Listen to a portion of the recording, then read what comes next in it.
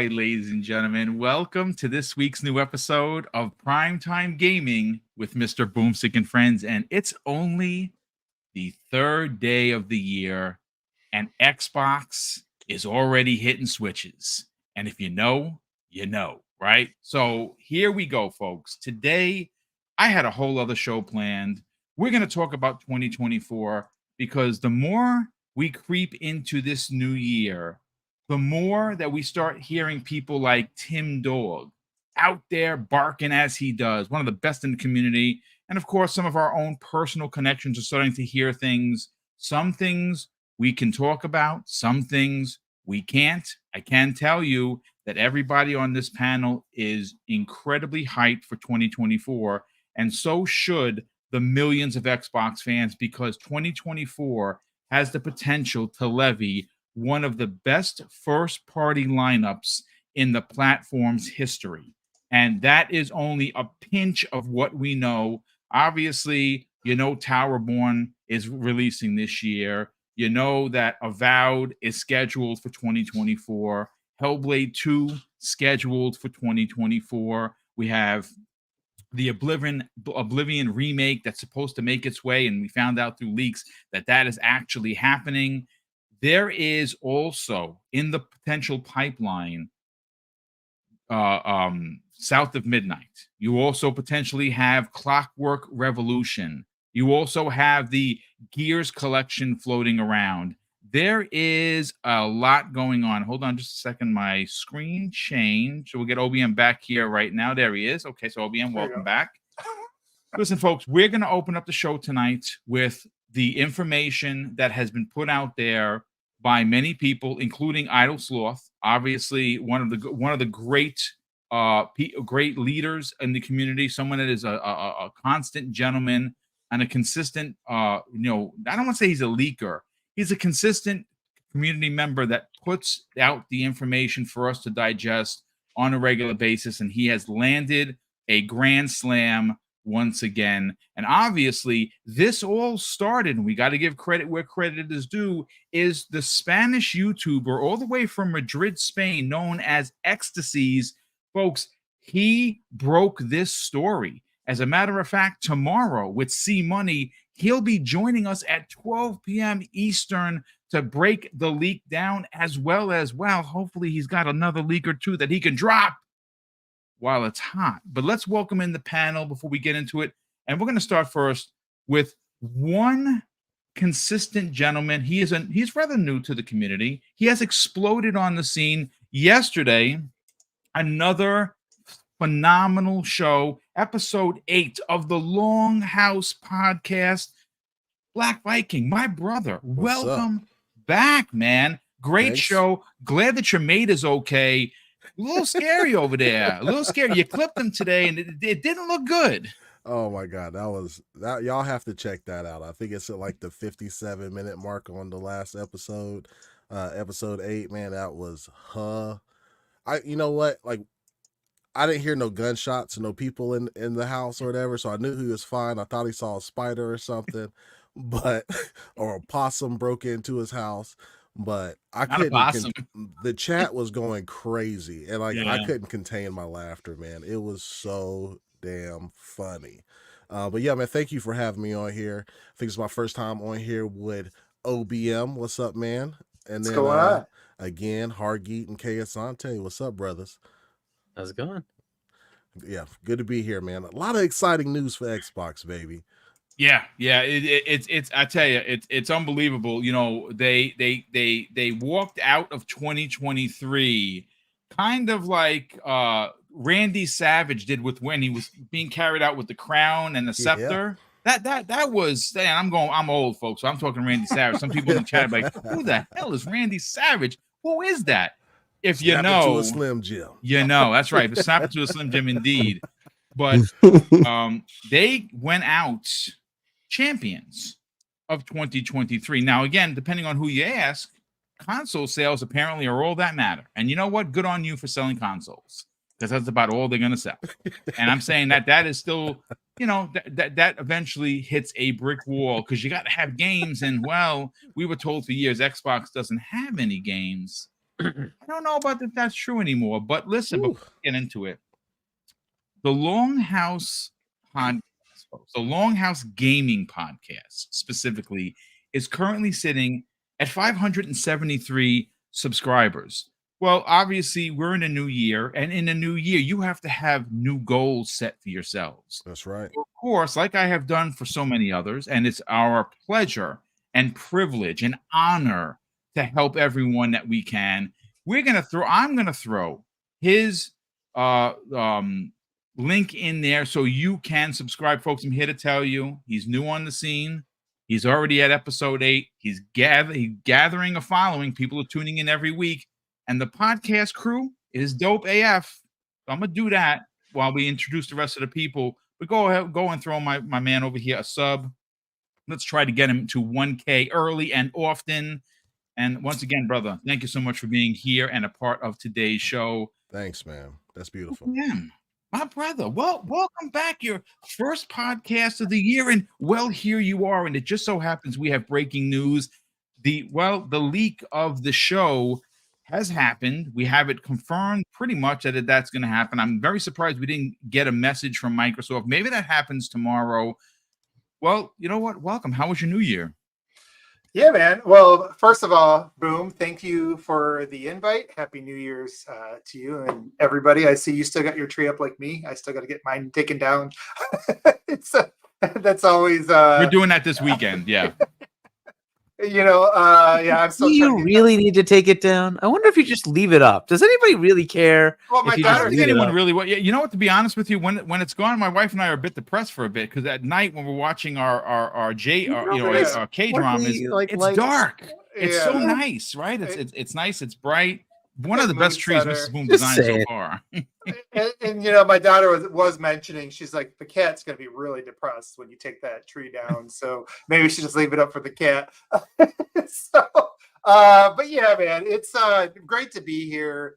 As you know, Boom, I was fighting COVID for like the couple weeks there. Yeah, dude, glad you're okay, man. Yeah, I'm all right, but man, it whooped my butt. I was like laid up in bed. I couldn't even sit up to watch TV for a little bit. So I'm here today to try to test out the voice, make sure that's working, and there's plenty to talk about. So I'm sure I'll get my your lungs are going to get their exercises tonight because there's only 5 of us. We already have 331 people here. I expect it to be a big show because, like I said, there's a lot of info to get into. After the leak happened earlier today, we had, for the first time in a very long time, Double Fine tweeted, like, what?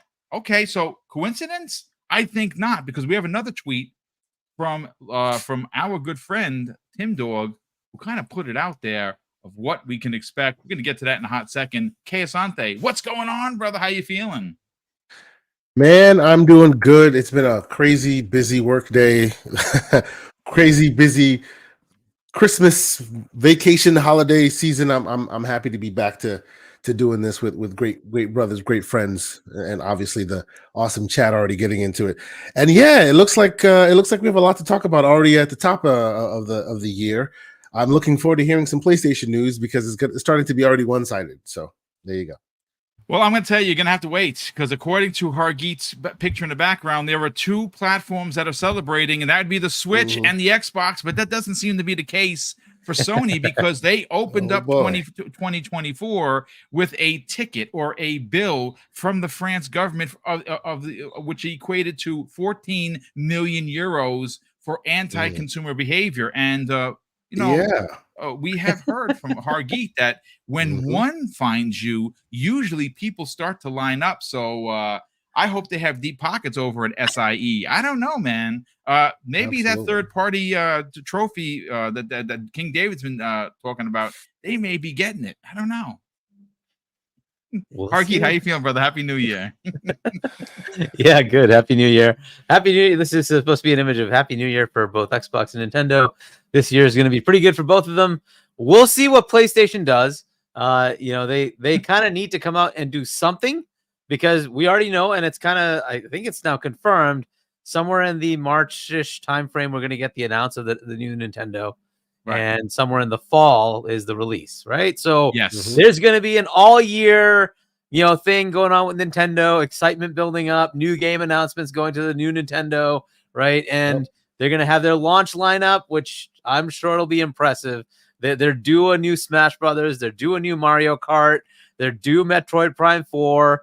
They're due a new Mario 3D game. That's going to be their line. They have all that stuff lined up, right? F-Zero was supposed to launch with that console, man.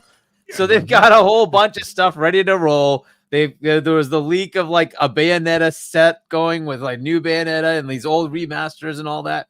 Cool. So they've got their launch going. That enthusiasm is going to be there. Every game after that announcement is going to have Switch 2 in their thing, right? So like there's just that system's good to go, right? And I hope they don't call Xbox it Switch 2 though. I mean, I don't know what it's going to be called. 2? I don't know what it's going to be called. They'll figure that out. That's not my problem. But the Super Switch next. Switch, yes. The Super Switch, I like be that. next, right? So they've got their enthusiasm for the year, right? They've got a whole new console generation starting, so you're going to have that. Xbox just bought ABK, and this year is going to be the dump of all the games into Game Pass, right? So you're going to get all this stuff, iconic games coming into Game Pass, little bunches at a time. Maybe every month they'll get a couple of new ones, whatever it is, right? Not to mention all the games they've already got lined up coming out. So this year for Xbox is going to look pretty good, right? There's going to be a whole bunch of games. What's PlayStation got? Well, they got the beginning with some third-party exclusives. Cool. Yes. Is that it? Like what else do they have? They have a couple of remakes. Now, there is a story that's floating around that I don't have it confirmed. Someone tweeted this. Anyone in the chat, please, if you find the story, drop it into my DM. Apparently, now again, this is I saw this on Twitter, so I'm taking it with a massive grain of salt. The multiplayer game, the multiplayer mode for Horizon, for the Forbidden West or whatever they're gonna call it, is apparently only PC. I don't know if that's true. Someone put it out there. What? Yeah, I saw a tweet, and it started with PlayStation gamers losing their minds because. What? And I don't know. Can you imagine they do that? I don't know. I don't know. That's 2 games PC gets before PlayStation. Nuts. One inadvertently, but 2 games PC gets before PlayStation. I don't even. Again, I'm gonna look for the tweets. I don't know who the person is. I'm just saying, take it with a massive grain of salt. That's what I saw yesterday. No one's reported on it, so I don't know if it's just BS or not. But it's just funny considering that'll generate some enthusiasm for the wrong side. Okay, PC Master Race is going to have a heyday with that. Hey, you know what? PC is a pretty good place to play because you get everything. So yeah, don't mind me. I'm just dancing over here while you guys are talking. Go ahead. Because my PC. So look, I just see that like there is one big thing that supposedly is happening. Supposedly is a PS5 Pro. I don't know if that's really going to happen or not, but my guess is yes. Right? Most likely. Seems to be all indications are there will be a PS5 Pro, and that'll be their big thing, right? Just like last year, their big thing was hardware, not software. But there's a problem with that. Xbox tried that. Like hardware without software doesn't go anywhere. You need to have the software. That's why they went and bought studios. And it's funny because you said that, and what comes to mind is a conversation I saw on the socials where people were like, "Well, wait a second, they'll release Ghost of Tsushima 2, lock it in." Here's the problem with that. They have 2 Samurai games that they spent some money on to keep exclusive to their box. Are they like? Does it make sense to do a third one? I don't know. Well, they think Ghost of Tsushima is coming out in 2024. I don't listen. I hope so. Listen, if it I'm did, here for it would do well. It would do I mean, well. if you want to make it a next gen game, I don't. Come on. I don't think that's realistic. But okay. Right, the general time frame for these games has become 5 to 6 years.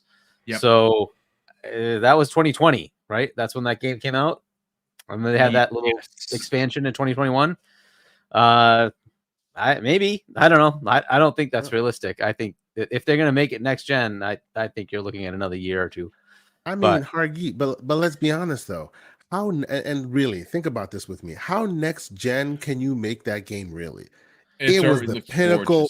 It is gorgeous. like all they would be doing is Fantastic. adding ray Masterclass tracing. release. They'd Yeah. be, adding more bells and whistles to make your eyes bleed, basically. And this different story, same gameplay.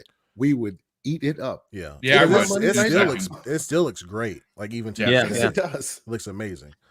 Yeah, I'd prefer they actually decide to put it on PC, which I don't believe they have yet. Which would be good. They have Yeah, not which done would that be yet. good. No, Something they that should- could be an they should. announcement. That could be one Yeah. of their big announcements. Hey, listen, it's coming to PC because the first Horizon is apparently landing on PC this year as well.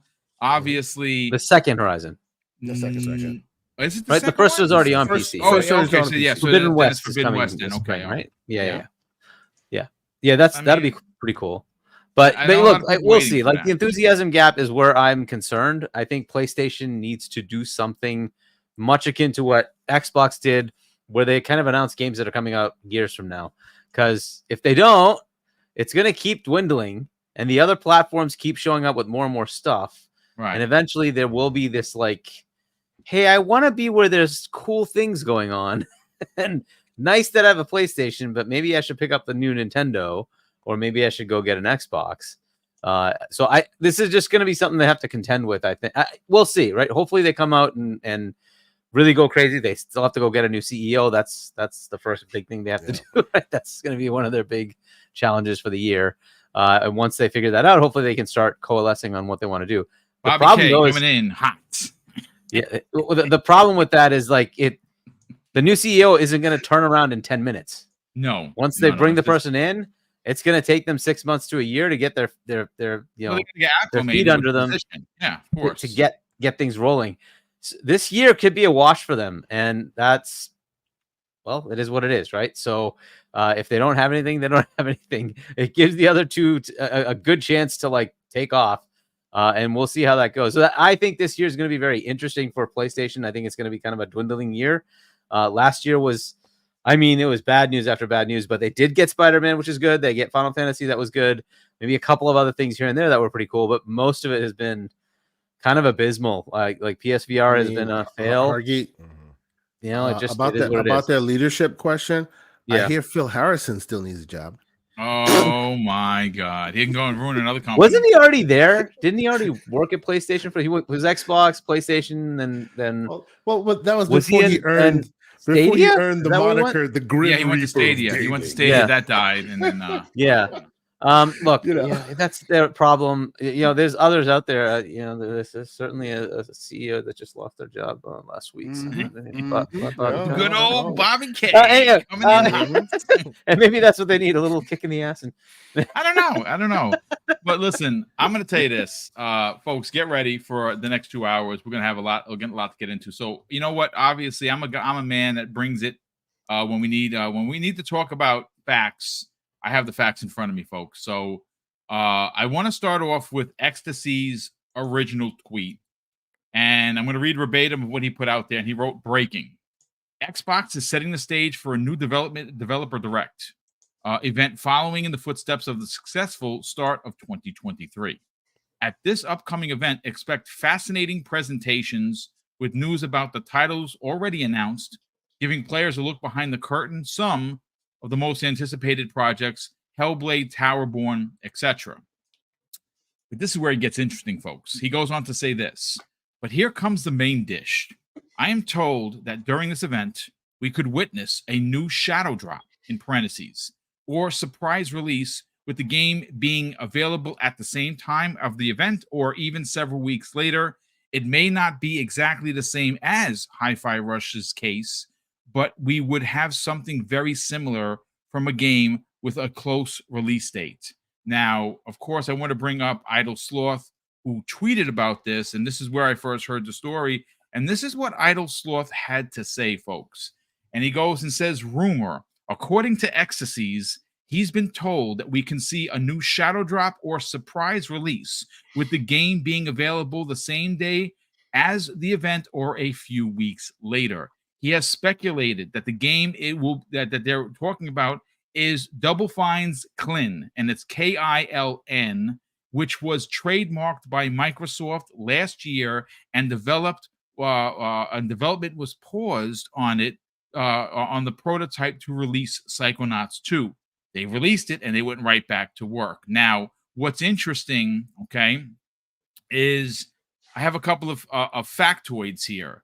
I went back and I looked at the website for Double Fine, and they do have pictures of Kiln. I'm not sure how to pronounce it. It's Kiln, I think it is, maybe, or maybe it's just Kill and the end is silent. I'm not sure, but I want to read you their personal description of what this game is, and it says Kiln is a multiplayer team-based brawler by Derek Brand with a focus on creating unique player-sculpted characters featuring crazy physics-based animation and destruction.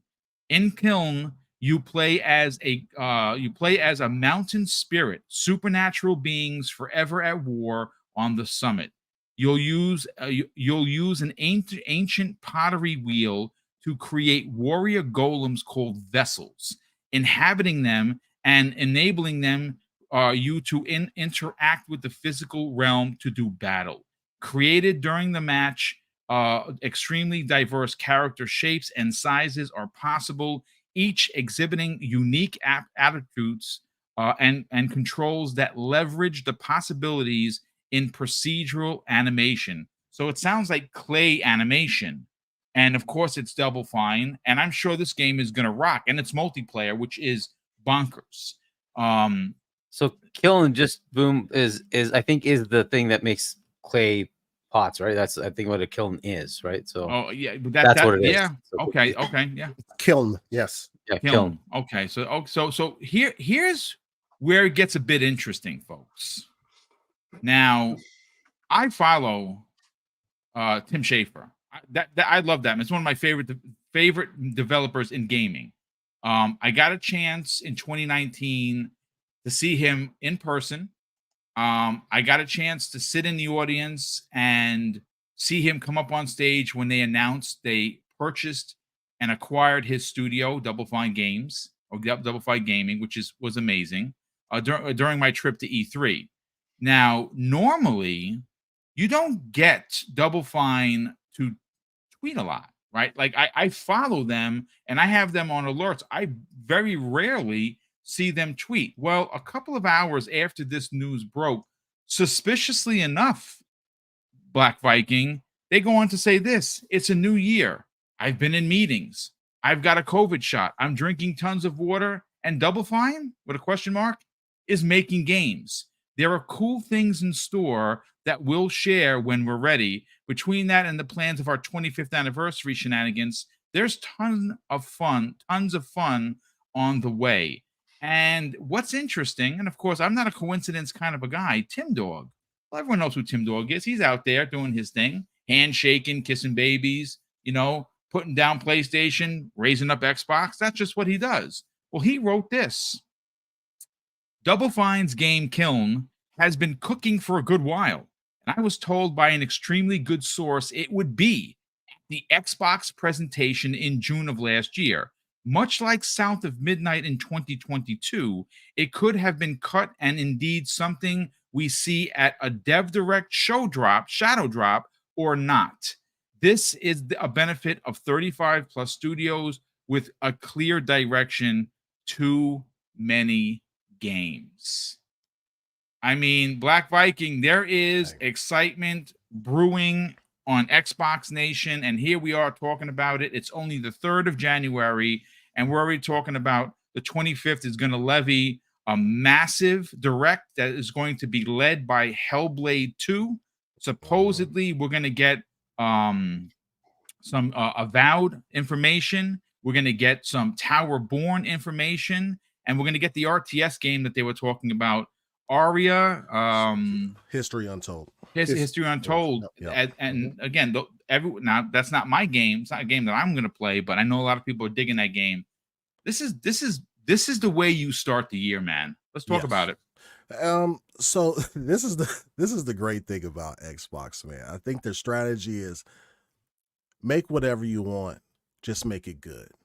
Right? So like we have all this diversity and all this variety of games. I mean, you just listed, we're not getting the 4 Sad Dad games, for a generation. We're getting this year alone in RTS, of a Skyrim like by Obsidian, we're getting a fascinating game called Hellblade. We're getting Towerborn. We're getting, and who else knows what else we get as a drop this year? They could drop Flight some more sim. stuff. You know what I mean? Flight We're getting sim, yeah. Flight Sim, baby. You know what I mean? Yeah, And Call of Duty. We're getting let me tell y'all something. World of War. Like what was World of Warcraft? They have like this massive trilogy thing coming, right? Yes. So Yes. All the ABK stuff that gets dropped, and no telling what third party stuff that we get dropped in Game Pass as well.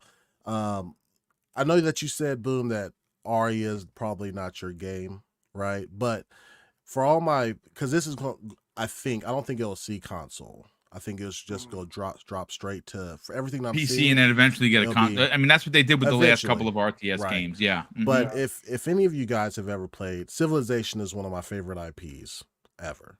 I just can't get off the game once you start, and it's super. Oh, is my volume low? I'll turn hear it you up. just fine. I'll turn it Yeah. up. there you go.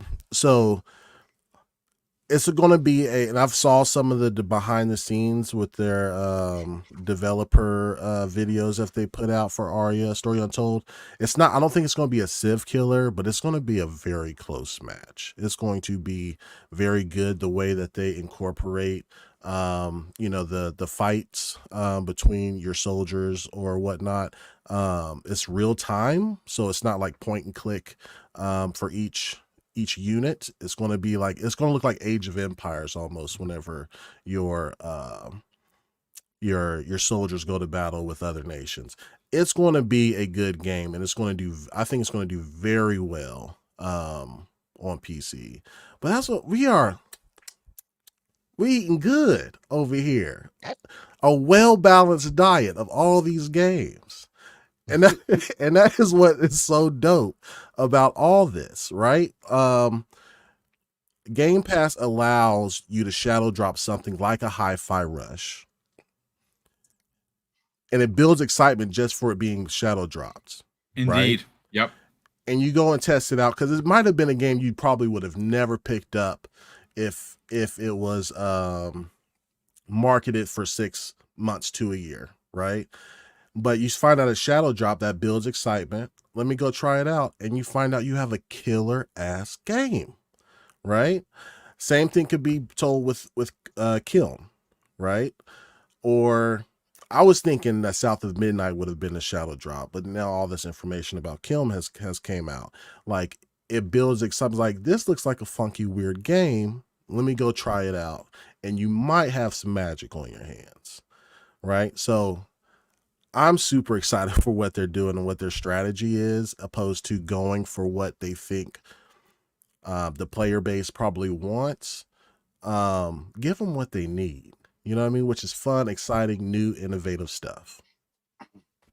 No, I mean, I think you're onto something. And I think that when you look at, one thing, and Asante, I'll go to you next, because one thing that you and I talk about on a regular basis is the fact that I don't want to say that that Xbox likes being safe. They like returning to things that are successful. So if you go back and you look at what they did last year, right? They had a couple of shows that were bangers. They started off the year on the right foot. They announced it on the 11th that there was going to be a direct at the end of at the end of the month. They hit their mark. We learned a lot about Starfield. We learned a lot about all the games that were coming out. And it was most Xbox players walked away from that. I was like, oh, that should 9 out of 10, that show. Loved it. Loved the way it was fast paced. Loved the way it was just games. It was sharp. It was crisp. So here we are a year later, and the rumor has been going on for a while that yes, we were going to get something in January. Well, now it's pretty much confirmed that we are going to getting something at the end of the month, right? This is the way you start the year, because again, very similar to 2023 for Sony. I think it's safe to say, and this is not being console worry, folks. This is just being straight up facts. They're on the ropes. They're on their back foot. They're a bit staggered, right? They have no direction. I think Microsoft should go for the juggler. That's just my take on it. And I think that this is a great way to start the year. and let people know what is, because again, what they're going to show here is probably going to be available within the first 6 months of the year potentially, and then of Mhm. course the June show, which whatever it's going to be called, it won't be called D3. It's just going to be the June event, right? We'll get for the next half of the year, and we're expecting some pretty big ones in there as well. What are your thoughts on this, and more specifically the Kiln from Double Fine? Because like I said, if anyone hits and can do weird, it's Tim Yeah. Schafer and Double Fine. Yeah, I've been super excited about Double Fine's acquisition for a long time. I am one of the few, well, I say I'm one of the few, but every time I do that, I hear people in the crowd that fight me. I'm one of the few that loves when Double Fine goes for AAA. And the few times that they've done so, they've always done amazing work. I want to still live to see them work with somebody like Jack Black again, as they did multiple times already. So, and they're also a team that can do that big thing and then also spit out like an almost indie style project. That's a very small incubated team that put it out, so they can release multiple things in quick succession. Or as you see now, they're gone for some time. So I'm looking forward to seeing what they do under Xbox. They technically haven't really done much under Xbox, right? It's all been, they released Psychonauts 2, which was a great hit, but obviously the idea was incubated independently, and Xbox helped them take it to the finish line. But I'm really excited to see what they do now, and it looks like we're going to see that soon. It's super interesting. I actually pulled up the rumored tweet from Idle Sloth. And yeah, he has the thumbnail up. Now, the thumbnail itself, I'm kind of like, how would you have that already? I don't know. And you can someone actually said in my chat today that was made by somebody in Reset Era. Okay. See, because that's the thing. And I don't have that confirmed, but that's what they said. Yeah. Because I was about to say, you can easily Photoshop that. I have Photoshopped that and put the Gaming Circle podcast in it. Yes. So I know it's easily done. So it could just be a visual, but they do hearken to some of the choices that have been, some of the game choices that have been made here. Oxide Games and Ninja Theory and Stoic, all games that we know are more likely going to be announced there. So what I would say, though, is with that in mind, I would say the ones you see here may not be all that will show, right? As they did last year, and to your point that you were talking about they don't necessarily repeat themselves, they just take what's good, right? So you can't expect that every year there will be a shadow drop, but the idea of a shadow drop and the idea of a quality game that dropped out of nowhere was such a big splash that they will try to emulate that again, right? Yes. So whether it be, trying for another shadow drop, or hey, this is coming out in a week or 2 weeks or something, I can see something like that. Absolutely, right? Yeah. Similarly, as the Black Viking was saying, with games like your Aria History Untold, like I've tried my hand at Civ a few times. I like Civ Rev a lot. Civilization Revolution, I like that a lot. But I may not be the one to purchase this thing, right? But of course, obviously, this becomes available to you. You could just be like, hey, why not? You know what I mean? Like, I'll give it a shot. Yeah, exactly. I never thought I would like Halo Wars 1 and 2. I love those games, right? Never a thing that I thought I would even want to try, because they had the Stankonia of RTS on it, and I didn't want to try it, right? Right? And now all of a sudden you love genre. Some people love it, some people don't, right? But the fact, like you guys are saying, to your point about Game Pass allowing for that to be an option for you, now I'm excited to try Aria, because hey, if I don't like it, it'll just be space that I will then empty back on my hard drive, but it might be cool, and then I'll have something else I'm playing, right? I'm more excited about the stuff that we don't know about, right? I see Star Traffic in the chat saying, Clockwork Revolution. Like, I want to see more about that. That makes me stand up and pay attention, because to me, the genre we've been missing for a long time has been more of the BioShock fare, right? We've missed that. I know y'all love your Resident Evils, and there are huge Resident Evil fans here in the chat as well as on. Yes, I get it, but I want my BioShock back. It's time, and it looks like this is very much in that.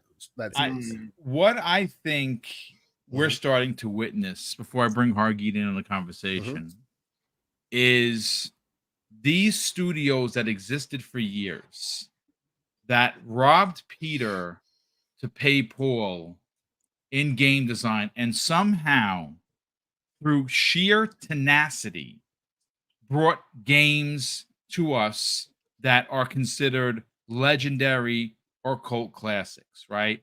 Double Fine falls under that, right? Ninja Theory falls under that. In Exile falls into that. And what you're starting to see is these smaller studios have a bank or are being banked by Microsoft, and you have a leader like Phil Spencer that says, go make what you want. We know that you got the talent, and just go.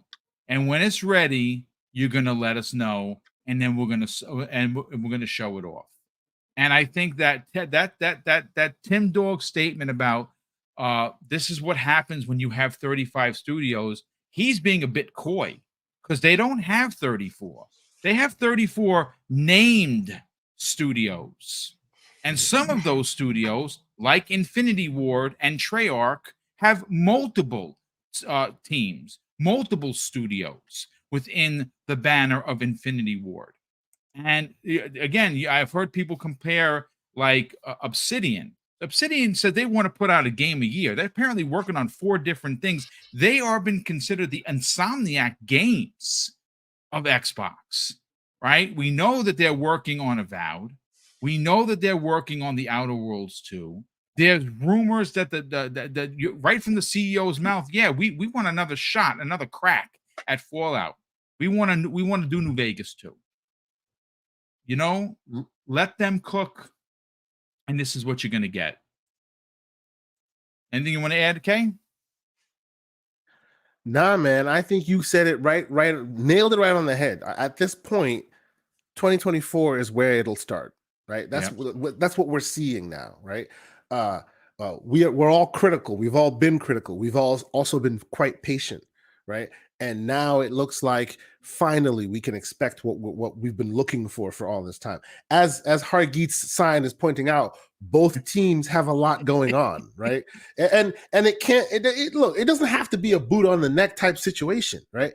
Everyone just needs to get, look, these are our customers. We know what they want, but we keep screwing up. Now it looks like they finally got that flywheel going.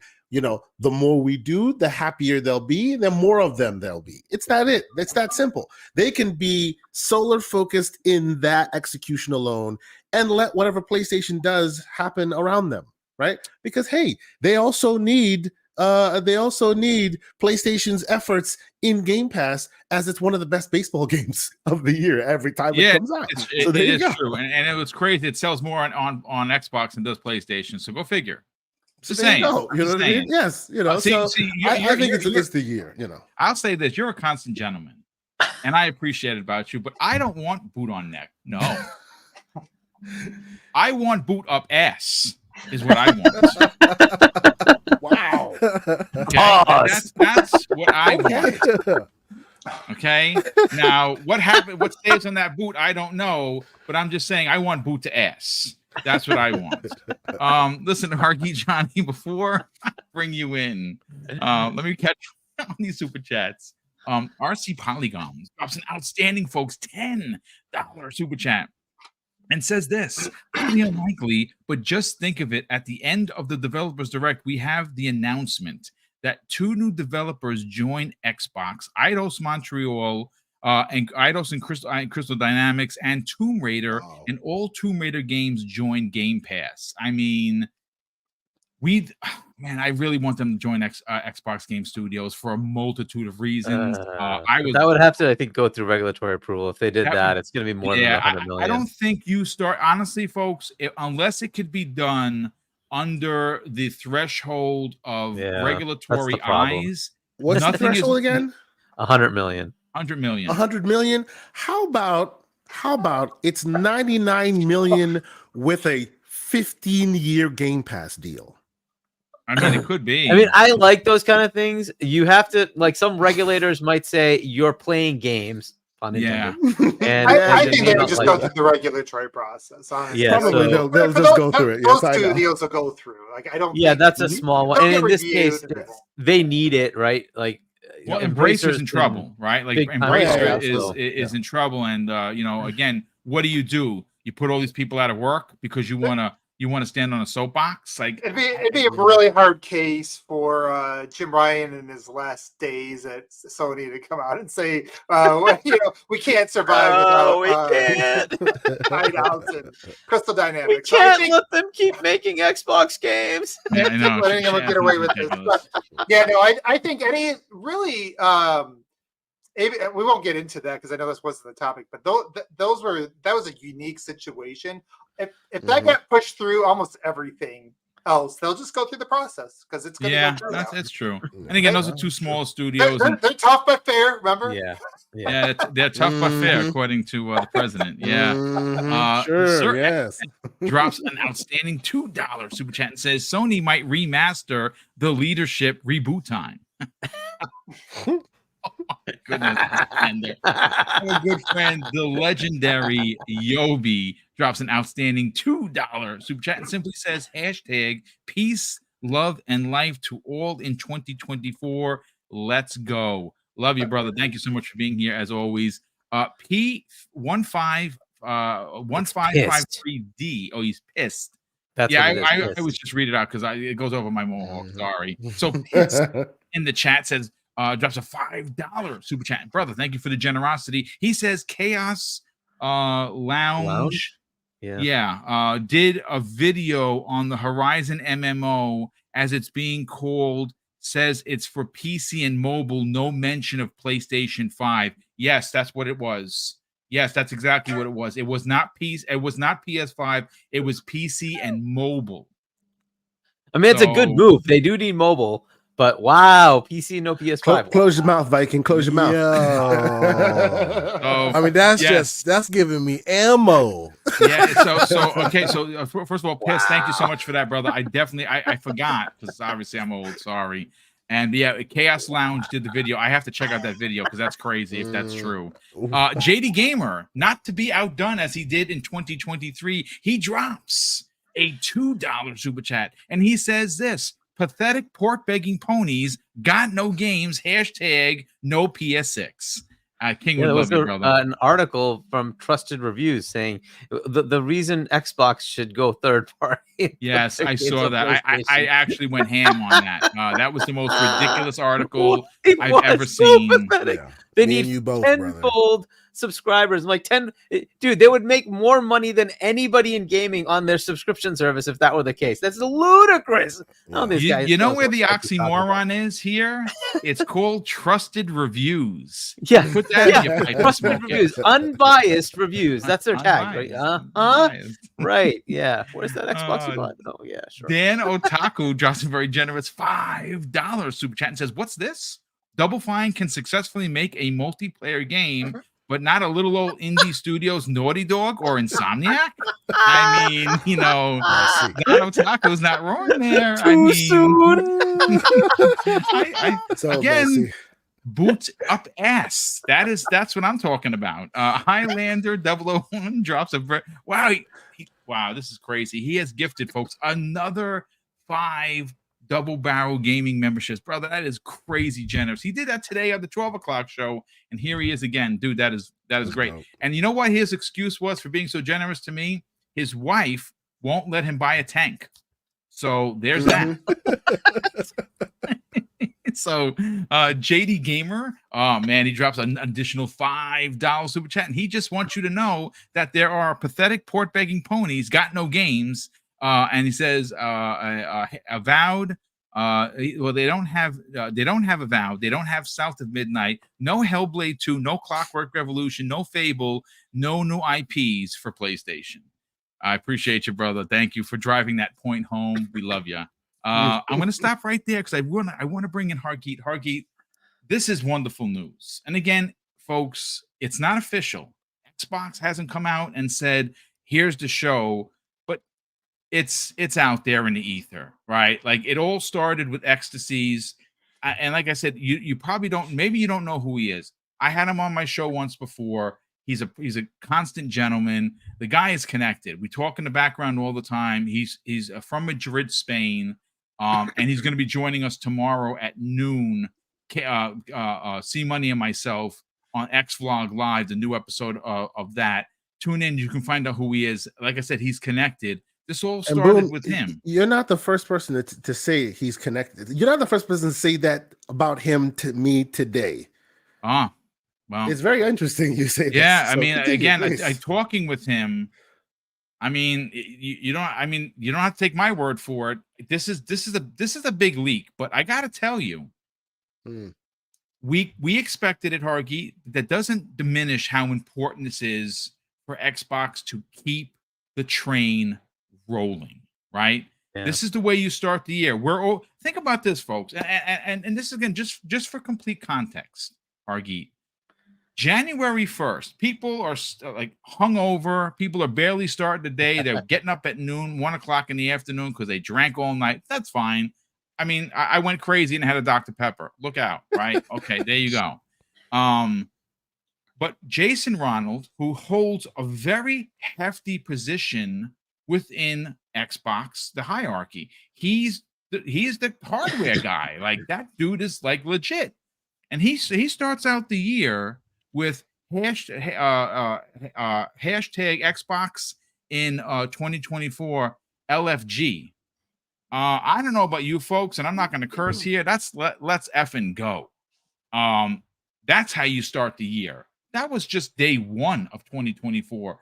We're in day 3, Hargeet. We have all of this plethora of information, and the best thing then Sony can muster up is an official fine from the France government for 14 million euros for improper behavior with third-party controllers. Happy New Year, PlayStation. Yep. We'll keep saying that all year. Happy New Year, PlayStation. But anyway, look, yeah, the games that are there, it looks like we've got something from Ara, which is cool. I actually, the last time they showed it, I actually got more interested in it. It looks kind of cool to me. It looks like we're getting something with Avowed. Cool. I want to see what's going on there. And then Towerborn, and then probably, I'm guessing with Hellblade being there, that we're finally going to get a release date. And then we get this new potential. Like, I'm looking at the thing though, and it looks like there's like space for other stuff. So maybe there's just one game, maybe there's others. So maybe we have a couple more things, but at least there's potential for this for Kiln. Now, the potential for them, just looking at, say, 36 studios, 35 studios, 40 if you want to count teams, 45 if you want to count more teams. Just divide that by number of years to make a AAA at like 6 years, and you're looking at more than 6-7 games a year, right? That's just kind of the way the math works out, right? So that's insane. Like that, last year Nintendo probably had like 7 or 8 like first party or exclusive games, which was incredible, and they had like 390 plus games, right? 90 meta plus games, and it was an incredible year for them, right?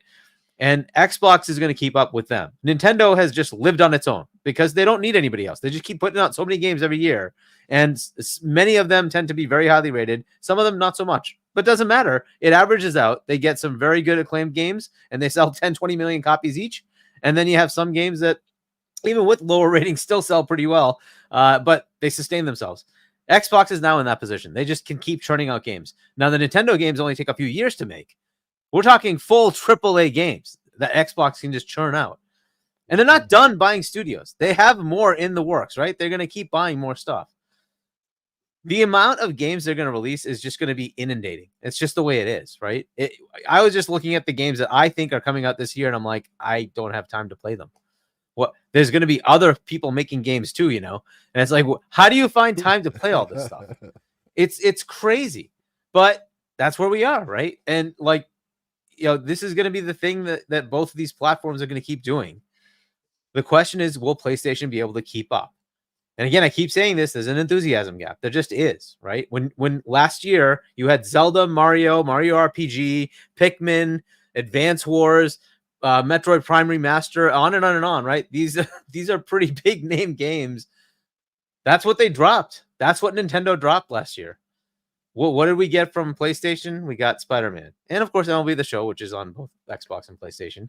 But that's really it, right? You got the Horizon Call of the Mountain that was sold as part of the PSVR 2, but it's tied to a PSVR 2, so that couldn't really sell that well because, well, it's tied to PSVR 2. So I don't know how good that game was. I think it's like an 80 meta, which that's pretty good, right? But it's tied to PSVR. It's not a standalone game. This is going to be a thing if they don't have a breakout of that. Like when they used to, the old PlayStation just put out all sorts of games, right? They would greenlight all sorts of, some games would fail, but they had quirky games that, weren't like, 50 hours, 30 hours, weren't $200 million budget, $300 million budget, maybe a $5 million budget. Just try something, whatever, right? You get a knack. Yeah, it did horrible, but you get a knack, right? You get all these other things, Gravity Rush, you get like all these quirky games. They don't do that. If you're not going to do that, well, you're not going to have that many releases. You're not going to have the chance to get that much enthusiasm. Just announcing games, just putting it. Is Towerborn going to be a AAA massive thing? No, but it's a game. That's what it is, right? Kiln isn't going to be a AAA massive blockbuster, but it's going to be a game, right? Double Fine doesn't make those massive games. Their games sell like, under $1 million to a little over $1 million. That's usually where they are. Game Pass is going to help the hell out of them, right? It takes away the whole pressure. They don't care. Just throw it on Game Pass, even if it's just, a shadow drop. Good for them. They'll get 3 million downloads. That's all that matters to them, right? They're good. They're covered. So if they sell, great. They don't have to, though. Game Pass covers them. That's the beauty of it. So this is kind of the thing that Microsoft has. Along with Game Pass, they have Windows, they have Xbox console, they have cloud, right? And now they have GeForce Cloud. They have, Ubitus, and then they had, what was the one in Ukraine? Whatever it is, right? Have all these other clouds that are all going to have their games. Yeah. Hey, they don't care. They're any way you want to play, go play, right? Yeah. What's PlayStation got? To me, it seemed like Starfield sold more than Spider-Man 2 did. Yeah, well, that's a fact. Yeah. Yeah. And that's on Game Pass. You don't have to buy it. It's on Right. Game Pass. It also wind up finding its way into Steam's top 10 for most revenue. It's a top 5, right? I think that's where it ended up. It's like the fifth one. Yeah, the fifth highest selling in revenue on Steam. That's insane, crazy. Insane, right? Yeah. So if you're looking at this and you say, okay, well, where is PlayStation going to keep going here, right? They need to kind of flip the script a bit. You need to make games that aren't going to be $200 million. You just need to. If you're going to keep greenlighting only $200-300 million games, you need to sell a heck of a lot of them to actually make that money back. And Spider-Man has not made its money back. I don't know if it will. It hopefully will. That might be 3 years from now, but it's not going to make its money back anytime soon. Hey, is that the plan that you want to have going forward? Okay. Is that going to work against Microsoft? I don't know. I think Microsoft recognized that their competition goes beyond Nintendo and Sony, but Nintendo is going to keep doing what it does, and they will have games every month or two. You're going to see a big game from them. That's just the way it is. Yeah. Every month or two, you're going to see a big game. I just someone just DM'd me this, and Sony does have something coming out, which is pretty interesting. Again, if you want to learn how to play guitar, you can play guitar in the guitar-free play mode for The Last of Us 2 remake, which was announced. The 2-finger edition. Yeah, I'm looking at it right now. Actually, just sent me this, and yeah, it's you can play guitar along with. It says here. I mean, it's kind of innovative, but I'm reading verbatim, folks. It says guitar free play mode. The Last of Us 2 remastered. A new gameplay feature lets the remastered players freely use instruments like guitars. The mode also boasts various settings inspired by the main story and will include different characters. So you can actually play guitar with different characters. I can't wait. Dang. It's That's so square, then innovative. triangle, then circle. Okay, and then the other time it's square, circle, then triangle. I see. Push square, push square. And I'm hearing All behind right. closed doors that is why they canceled factions because of that guitar Oh mode. my gosh. I'm You being guys are silly. messy today, Being man. You messy. guys just are being messy silly. today. Yikes. Oh. I'm Hey, just being Hargy, silly. you was talking about like some of the games that PlayStation's coming out with, like in their cadence and stuff, and like they need more first party games. We was talking about on the podcast yesterday. I realized we had a little bit of debate over this. So Rise of the Ronin was one of those games I was actually looking forward That looks to really playing, good. right? Yeah. it looks Yeah, really good. and I can't tell, is that first or second or third? I'm not sure. However, it's going to get buried. Do you know why? Because it comes out the same day as Dragon's Dogma 2, if memory Yes. serves. Yes. And I don't know why they're doing, like, they should move that out. probably- They They'll need to probably push move, it. they have to move it out. Yeah. They have to move it. That's just a stupid thing to do. So they should move that out, and Koei should realize that. I don't know why they would. Anyways, hopefully they fix that. Yeah. But yeah, that game looks really good. I think it looks really Yeah. good. But Mm. I don't know what the status of that game is. It is a Koei game, but I think It's they're pub- funding it. So, Yeah. but Xbox funded Tomb Raider. That doesn't mean that they owned it. Right. The Right. IP was still owned by. Didn't they just Square buy Enix, some so- stock in They Koei did, yeah, yeah. Tecmo? Like They did. That doesn't Like- mean again that they own any of the IP. It's just owning stock, right? They can potentially help direct where the company goes. That's it. Might be to shore them up, right? And Microsoft tries to stay away from any of that, right? But I think that's what they were doing. They've done that with what's the company that owns them? Whatever. But anyway, I think it's a similar to like a Neo deal, probably like where yeah. Tecmo still owns the IP, but they just can't put it on Xbox ever, that kind of thing. So I don't know about ever, and that's the part I'm not sure about, right? It could be that hey, we've got exclusive rights to it and it's co-owned or something like that. Fair enough, right? But I don't know, right? That and Stellar Blade is another one where I don't know if that is a one that looks really good. That's by a Korean developer, right? Yeah. I think so. It's Yeah. their first try at a console game. Looks Yeah. really good. mhm. Yeah. So again, these third-party deals might keep surfacing or might dry up, right? Because at this point, the enthusiasm will start shifting a bit, and it's like, well, you can't really ignore Nintendo and Xbox to just favor PlayStation, since now the Nintendo system will be able to play these games, right? So do you say no? I'm not gonna. I mean, like Nintendo might sell another 100 million consoles, right? So do you Right. say no to that? Like that's a gamble. So they have to kind of look at it, right? And Microsoft comes in and says, well, we do Windows and consoles. So if you want to come to that, we're going to have it both. We're happy to put it in Game Pass both, Yep. which will just drive up your Steam sales numbers too. And like you can, just drive up. I think Square's looking at that too. Like, that Yeah, I don't know that newsletter Square's going to do these deals with Nope. with PlayStation I anymore, don't right? think With so. that Yep. huge thing with Phil Spencer showing up on stage Mhm. and that awkward Well, the handshake. CEO Yeah, I think actually just that- put out a memo where Done. they openly discussed that in order for the company to survive, to actually still exist, they need to have other people play their games and need to sell Yep. their games to other people. That literally just dropped. I think it might have been on Monday. Yeah. Mhm. So it was like the Yeah. open the door for the new year. Hey, this is what we're going to do.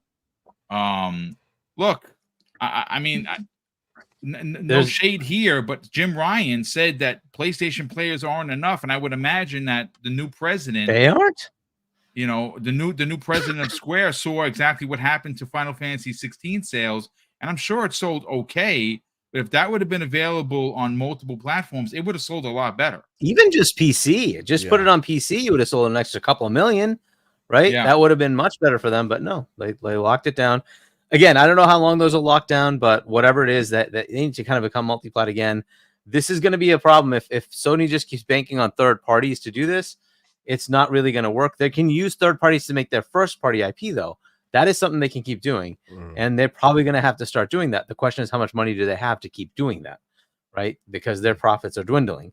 That's another problem they have. This is why they were afraid of Call of Duty potentially drying up for them, because that's how they sustain themselves.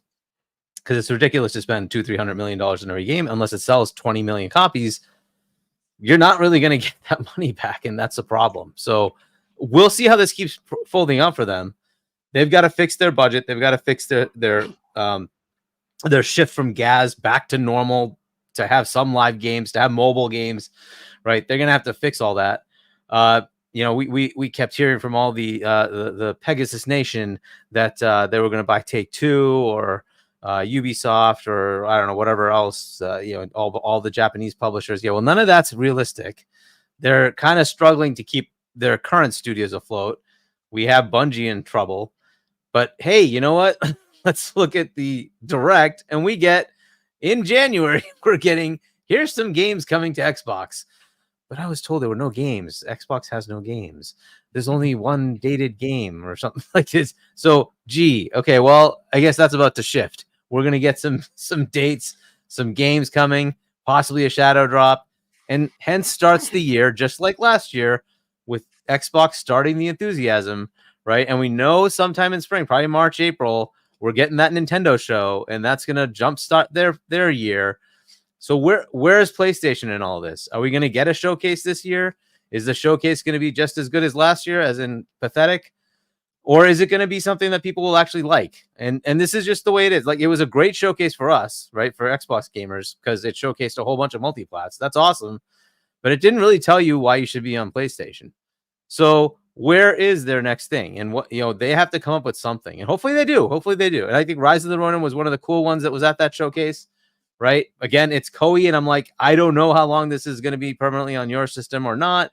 Is it just a 6-month thing? Is it a 10-year thing? Is it a 2-year thing? I don't know, right? At some point, am I going to expect to see that on PC, on Xbox, on Switch, next, whatever it is called?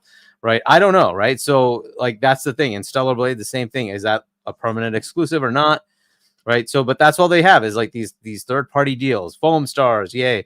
I think the best one was Baby Steps, the walking simulator game on the Sad Dad Walking Simulator Game of the box. year. Game of the year, Baby Steps. Literally poking fun at yourself, right? The walking simulator box has the walking simulator game. Yeah, that's just dandy.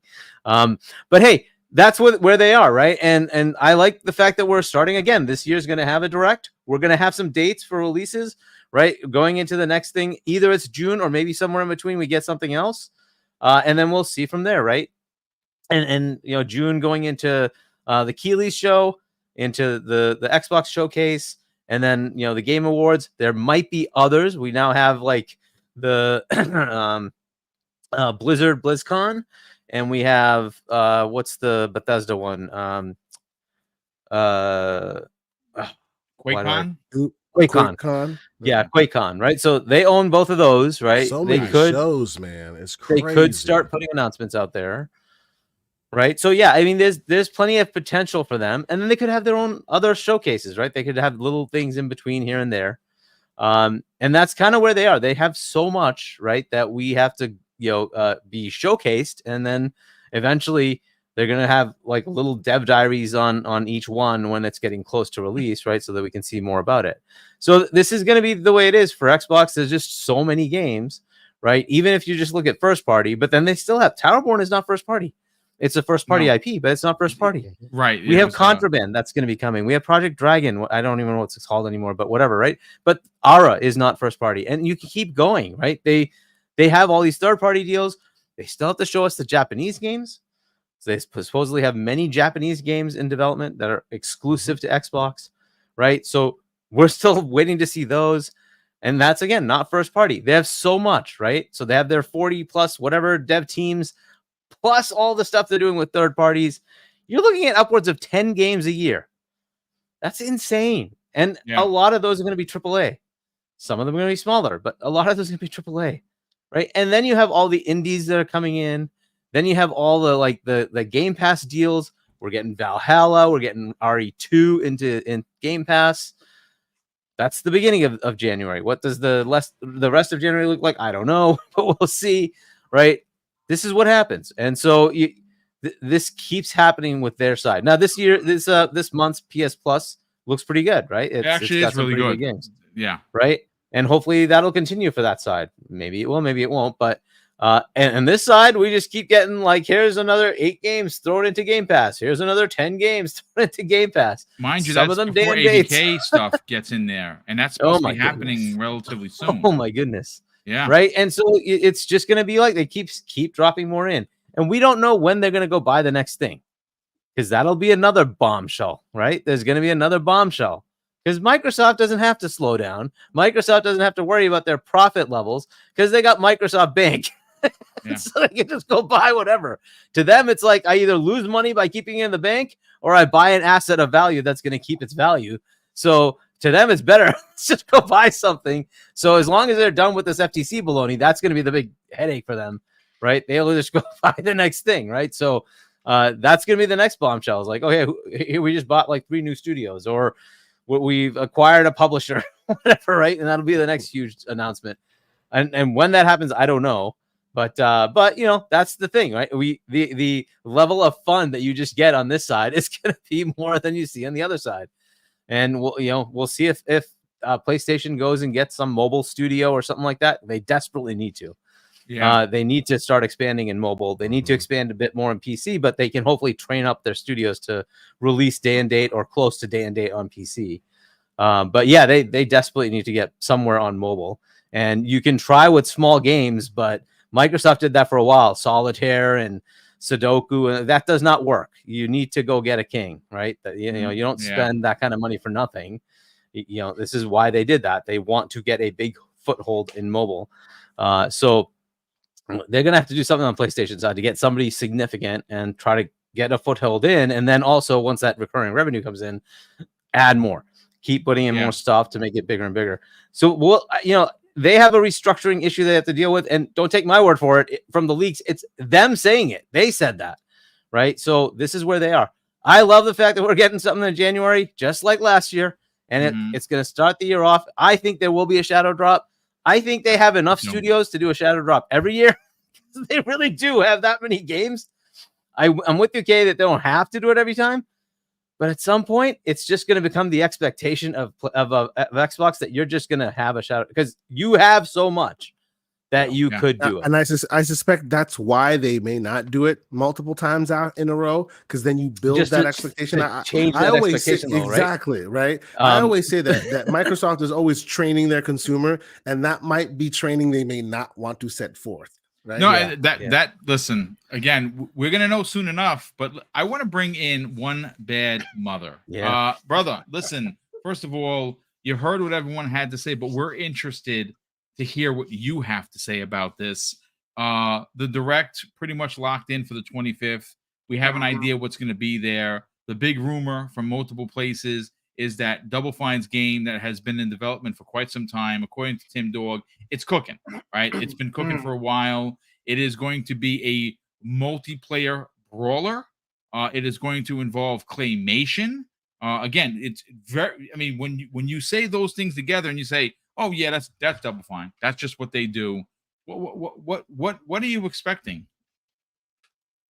So well, man, the problem with going last, Boom, is that I ended up with like, I listened to people and I got, oh man, I got a thought here, and I got a dude. There's no time limit. Go freaking crazy and just let it all out. Well, we'll go ahead with my comments, and then we'll do out. I'm just kidding. I'll try not to be that long. But there's so many different thoughts, because this is a really exciting year, and I think you've heard me before, Boom. I have a little bit of a different perspective when it comes to like the exclusives and like the impacts that probably most people do. Probably different than 95% of the people in our communities, in the gaming community, the enthusiasts do in regards to like what they actually do to these platforms. And like directly in a vacuum, I don't think most exclusives move the needle very much on console sales anymore. I know that, we always get the anecdotes on Twitter, and we see the sales, and people are like, well, it's because this one had more exclusives than that one. And really what we're finding out is that a lot of the console sales is just who's moving the people from last generation over to this generation faster.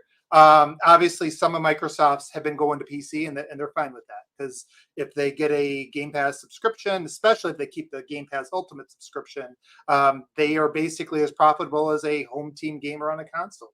So, like, and I think, when we kind of look back, as you guys brought up like the beginning and the patience, like Keisanta, you were talking about that, like, 2018 is when they first announced these studios, and now we are in 2024. One of the things that's been said, I think, by a lot of people on this panel is, it takes 6 years for games to be developed, AAA games these days. During the pandemic, it add another year to 2 years, right? Especially for studios that needed to expand, that needed to grow, teams that were, going to like a playground that's going to build a whole nother AAA team. Like all these studios, was going to take time to build up to begin with, and now that was pushed back. But you start doing the math on it and the timelines. From 2018 to 24, this is when we expect things to turn over. And based on everything that,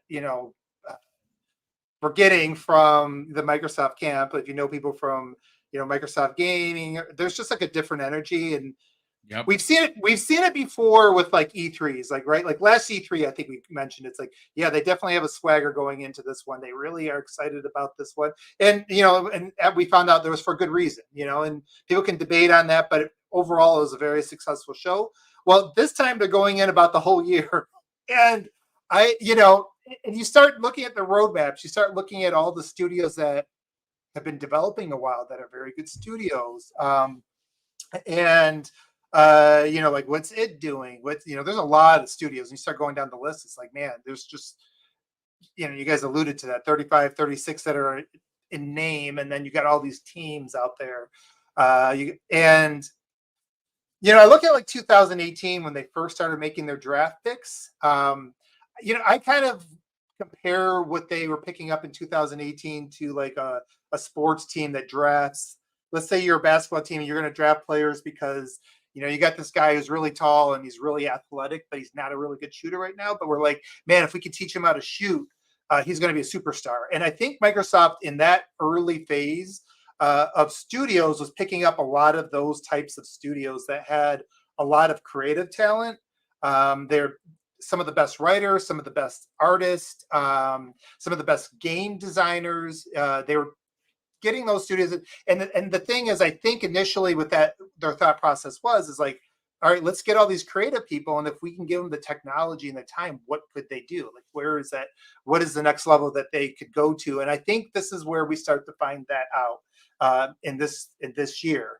And I know you were mentioning earlier, Hargi, about like some of the games like Kiln, and I was thinking about Grounded, for example, or the fact that when State of Decay came out, it was like a 60 rated AA game, and it has over 10 million players now, and now they're going to a big AAA game.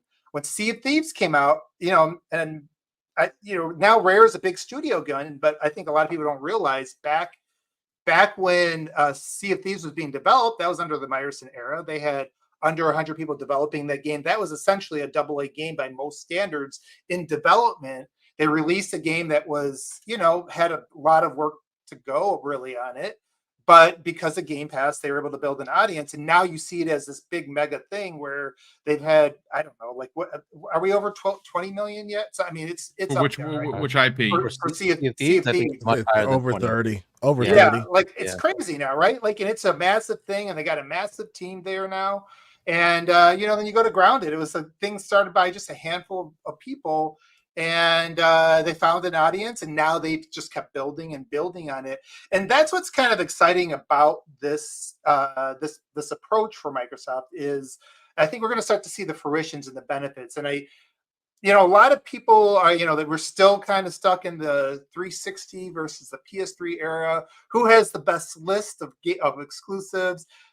Again, most people have so many games in their backlog. There's so many third-party studios out there right now that there's very, very few of those that actually move the needle. And even when they do move the needle, a lot of times it's somebody buying their second console and they go play that game put the console back in their closet, and you're not a really profitable customer at that point. It's really the people who treat that platform as their first platform that are profitable to these companies.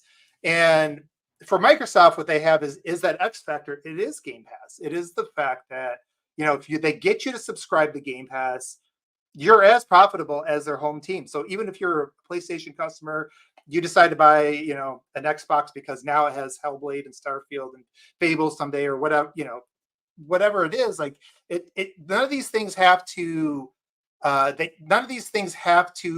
be the thing that moves the consoles in a vacuum anymore. It's not like you have to be the Halo or the Gears. That's where they also don't have to sell 10 million of a copy, X game. Hey, real quick, to your point, I have a news article here from Game Reactor. What's interesting is this was posted on 6/13 of 2022, and it was announced then that they have over 30 million players for CFD. It's crazy. I mean, it's crazy. So, like, that game would have been dead if there was no Game Pass. That game would have been dead on arrival, right? Like nobody was going to buy a new IP that was $60 back then on the Xbox One for $6. Well, yeah.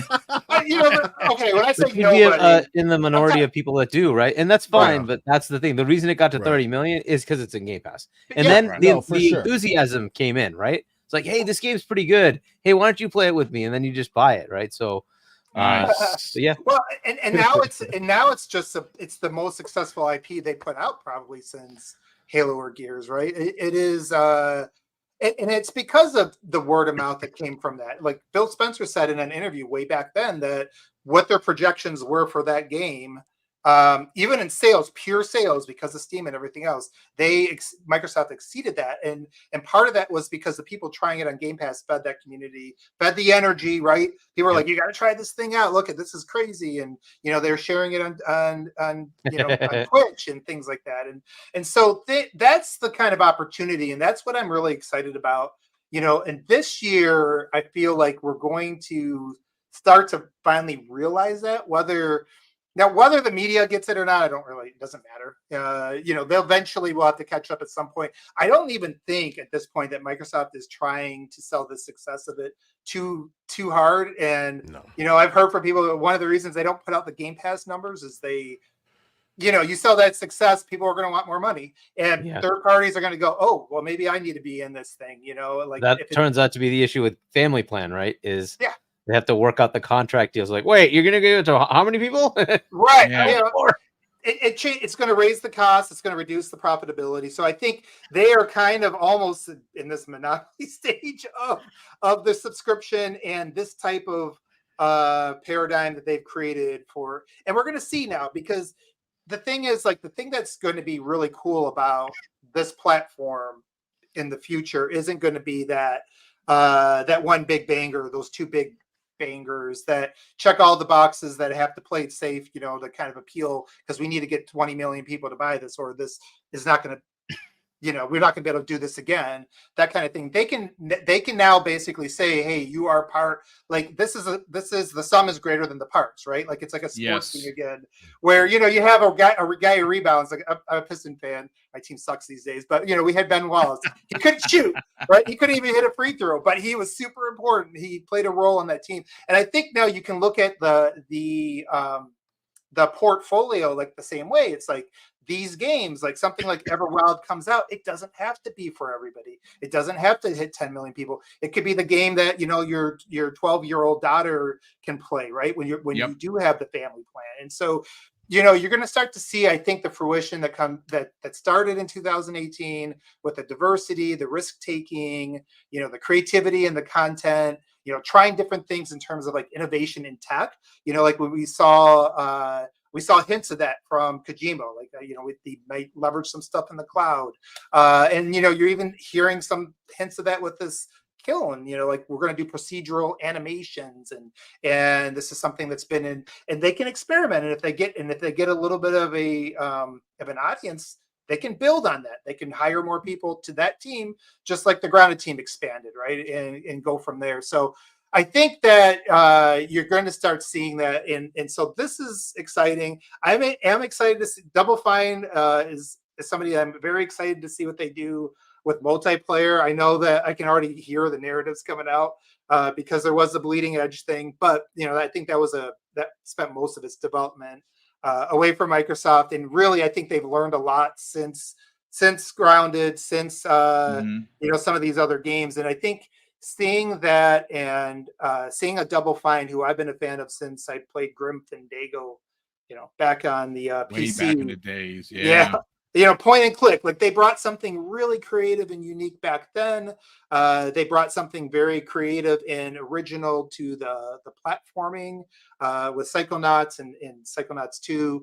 And I'm looking forward to seeing just doing something weird and different, right? Like not your typical brawler or just typical, like Double Fine's going to have they're going to have something super weird that nobody ever would have thought of. Yep. And their own identity, and we can try it out, and it's going to have. They don't have to sell it to gain an audience, right? That people are just going to download it, and so when you think about the creativity too, I think it also that's last year you had the Shadow Drop that would have never been possible in a outside of a Game Pass sort of paradigm. And so like they can try different things with marketing now. They can try different things with release cadences. They can try different things in terms of, in the future, episodic games. There's just so many different opportunities now. And you're going to have enough of the big stuff now that you don't have to really worry about the narratives of, Game Pass fodder or like, not big enough, because it's in Game Pass. You're going to see, like, I think that stuff, I mean, if it didn't die out with Starfield, it's going to be dead pretty soon. I mean, you have Hellblade, you have Avowed coming out. You're going to have Blizzard and you're going to have Call of Duty in there. At that point, Call of Duty is the highest. Bonkers. Go ahead. No, it's just the list, and I mean, that's what we're going to get towards the back end of the show. What I'm going to do is I'm going to pose a very, very difficult question.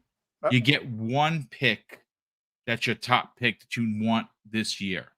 I'm going to throw this out to the chat. I'm going to throw this out to the panel. But I want you to continue. Listen, look, you're making a lot of fantastic points. What do you expect for them to do? Because again, this is not being facetious, folks. I don't think that they're having the same conversations in the boardroom that we're having here on the podcast. But it's safe to assume that when you get Phil and you get Sarah and you get Matt and you get Aaron in a room together, these are all your high-level ranking members of Team Xbox. And they have to know that Sony is on the ropes. Like, this is not even a question. They are flat-footed right now. They have no direction. They are leaderless. This Direct has an opportunity to show off some real big IPs that Sony is just not going to have this year. Nintendo is going to be the talk of the town, like Hargeet said, because of the Switch 2, whatever it's going to be called. And guess what, folks? It's not releasing with one game. It's probably going to release with like 3. You're going to get an F-Zero, which is what's the rumor, right? That's one of the big ones that they've been working on. You're getting a 3D Mario. That is a fact. And then the other one, we're hearing Bayonetta 4, potentially. A new Bayonetta game is the rumor, right? I mean, they're going to be the toast of the town, and Xbox is going to be hitting on all cylinders. And again, just for context, we talked about it yesterday. Maybe this doesn't matter to you, but it matters to me as a guy that's retired, that has a pension that's really good, but has a ceiling. Last year, Xbox put nearly $9,000 worth of games into your service for $16.99 a month. And that's up $2,000 from the year before, which they put 7. So what's this year going to be? 10, 11 potentially? Well, I don't know. And that quality is the quality of the games is only going to keep going up, right? Yeah. And that's going to be kind of the fun thing to watch, And I hear what you're saying. I think console wars are kind like the enthusiasts, us old heads are all decided. Like people, they don't budge in terms of their home team. We see that with phones and stuff. There's a small audience that will. But I think the thing that Microsoft has the opportunity to do really over the next couple of years, because of what's, Sony, I would say they're going through transition. They're not Yeah. going to have the narrative, like the cadence of those, those big moments. I expect them actually to come out with a roadmap showcase this year, because they do that about this time every generation. They cut middle of the generation. We're going to show you the back half because that's when we start to cook, right? That's kind of what they do. They'll show you for the next 3-4 years what you're going to get to the end of the generation. I think they will have a good show. But the thing is, you have those big moments, and even when those games release, a lot of those big tentpole single player games, and this would be on the Microsoft side too, they have like that energy shelf life, right? Like most of them, come and the people talk about them for a week or two, and then they kind of, move on. The thing that Microsoft's going to be able to do now is they're going to be able to keep, bringing in something new, bringing in the next one. And we saw last year with Starfield, you talked earlier about how Microsoft likes to repeat things that are successful. So the Direct last year was successful, or they don't repeat it, they like to rhyme, right? A lot of times, like anything that works out, they're going to come back and bring you something very similar. Everything from the way they revealed the 1X and they try to do it again with the series, and this monster eats monsters, down to that, down to, bringing big games to the Keeleys. I think this would be a perfect time to drop in another Shadow Drop, especially a multiplayer, because those do not show well on here, we're going to show you what a multiplayer is going to be, and you're not going to be able to touch it now for a year. That never goes over well. We saw that last year with Sony, and that's just kind of typical. It's really, really hard to show those without giving people a hands-on, which is, why EA with Apex just, basically shadow dropped it on people. So, I think you're going to see the shadow drop thing, and I think that you're also going to start to see that they've learned how to really sell their big games. I would say last year that Starfield show is my game of the year. I know there's it's always controversial these days, but you can't deny it. That showing was probably as good of a single game show as you've ever seen, as far as deep dive, 100%. creating the energy. And if they can start replicating that with a Hellblade, replicating that with Clockwork Revolution, whenever that comes out, you start to especially they got these deep, big RPGs coming out, a lot of things you can do for those. So I think you're going to get a lot of that stuff. And again, for multiplayer games, shadow dropping something that's perfect, right? And I would hope that we don't see Contraband until they can drop at least a beta for us to try out either, right? Because those types of things, you need to be able to get people to go hands-on with that stuff. So expect some of that stuff this year. And this is where we finally start seeing it. Like, all that we've been talking, it's been a lot of talk, right? A lot of talk and a lot of weight. I think this is the year they were finally going to show. My expectations is they're probably going to have an energy in the brand that they haven't had since the 360, just because I feel like we're going to finally get the consistency. There's always been asterisk or there's always been wait, there's more, but it's usually not good news. 2021 was great second half, and then, Halo 343 falls off the face of the earth right after, and then you go into delays in 2022. They announce, ABK, and then they play dead. We have a great Direct last year with Hi-Fi Rush, and then there's Redfall. I think they've learned, talk to a buddy that works at Microsoft, says that they, the Redfall thing taught them a lot. It absolutely did. Yes. And it was actually going to probably be a good thing for the future of how they manage these things going forward, and make sure they're going to be ready when they drop. And I think you're going to get the most consistent year you've had from them since the peak of the 360 generation. And it's going to start in a few weeks.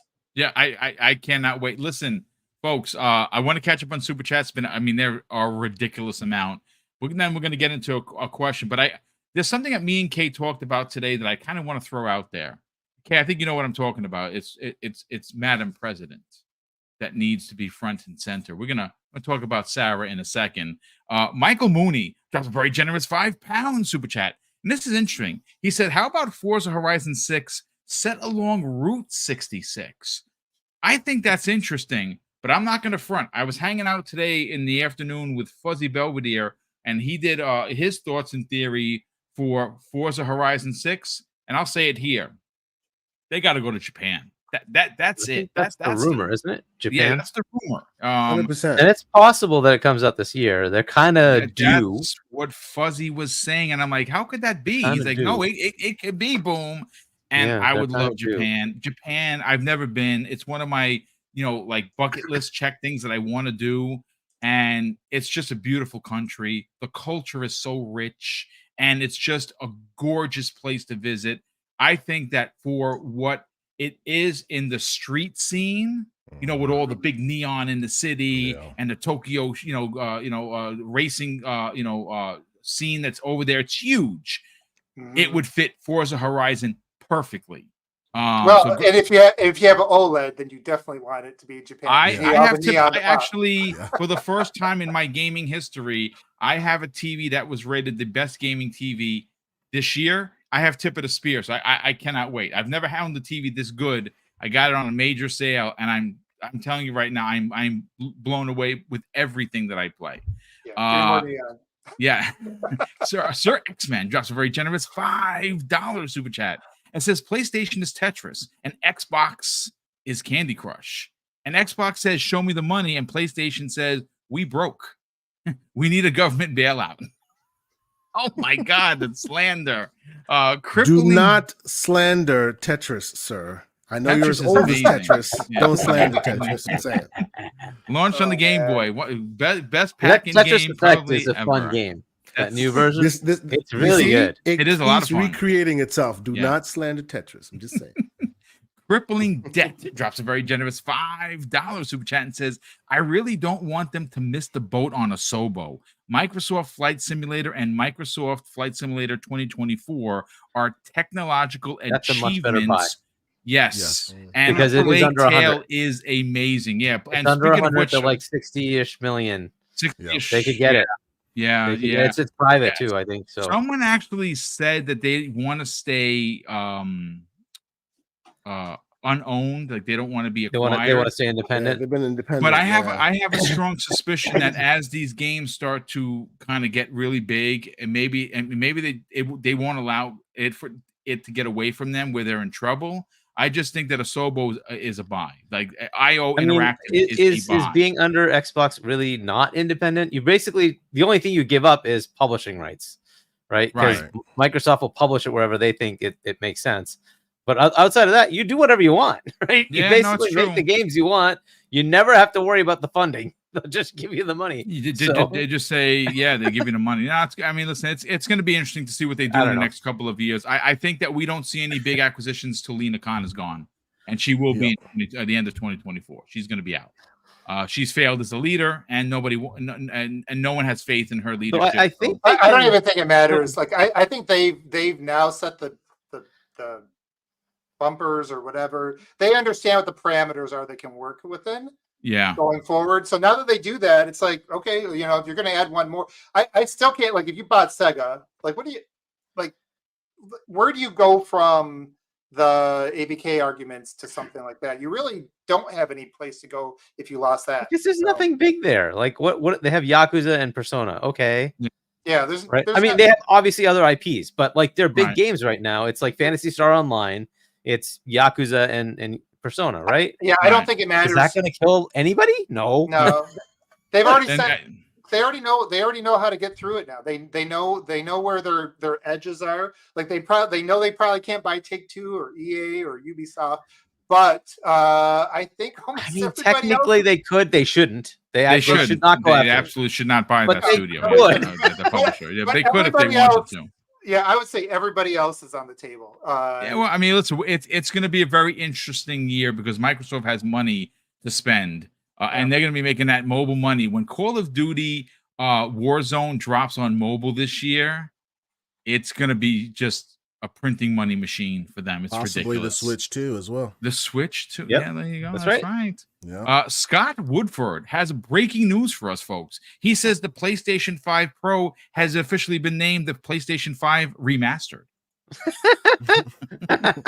Gamer by Choice just says this after dropping a very generous $2. Boot to ass just hurts but boot to neck suffocates. Yeah, that's true. You're not lying. Torino Johnson, generous friend of the program, drops an outrageous $10 super chat and says Porter Rock made a video calling Xbox trashy because it's $350. My 3 cousins saw his video and went to GameStop and bought 3 Series X. Well, you know what? Thank that man for selling consoles. Good on them. That backfired. LOL. He should have been quiet. He's helping Xbox. Yeah, I mean, Keep on helping Xbox, Porter Rock. Yeah, good on you. Your brother is happy about that. Unbelievable. Jonas the Dad drops a very generous $2 super chat and says, love the early show Xbox laying the 2024 SmackDown. Brother, thank you so much for watching. RC Polygons drops an additional $10 super chat and says, with Nintendo hopefully releasing Switch 2, I believe that Xbox will have a major presence at the announced live stream when Nintendo talks about third-party partners, Minecraft, Call of Duty, OW, others. Yeah, I mean, that Call of Duty deal with Nintendo's is like, it's a big deal. It's the first Call of Duty since like if you remember like the Wii U, I think they had Call of Duty 3 or something like that on there, which was awful. This is going to be a legit player, and people are going to freaking buy it. It's crazy. It's another platform for Call of Duty. Let's say it only sells 10 million, and I say only being facetious. It's 10 million they didn't sell before. Yep.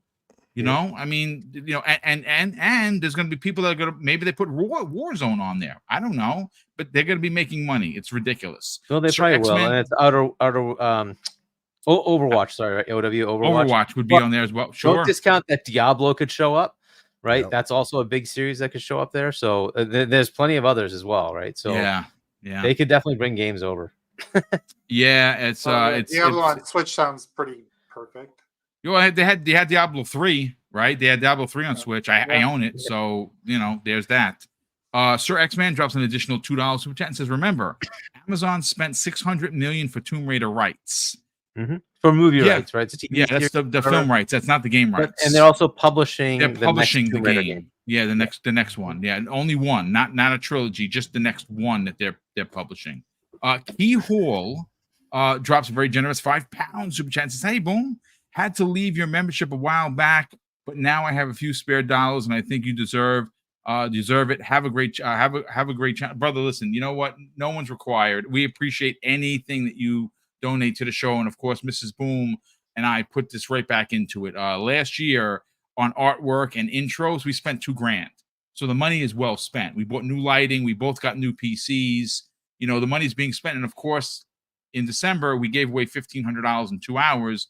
It's just we do take these super chats, we do take these channel memberships, and we reinvest in the channel so everything looks, you know, crisp and everything looks, you know, unionized. You know, it runs like it's supposed to run, and of course we like giving back. We gave away almost $3,000 worth of prizes this year, and we're going to try and up the ante for next year as well. And obviously, we definitely appreciate that, brother. Thank you so much for the £5 super chat, and of course, thank you for being here, Keyhole. Parasite 82 Green drops a very generous £10 super chat and says, my prediction for this year is Contraband will be like if Mercenaries and Just Cause had a baby and only co-op with no single player, and Shadow dropped in 2024, and South of Midnight will be fire. South of Midnight is going to be something special, only because Phil's talked about it multiple times. There's something there, folks. It just, again, it's that animation that's very Nightmare Before Christmas like, right? Like it's so different.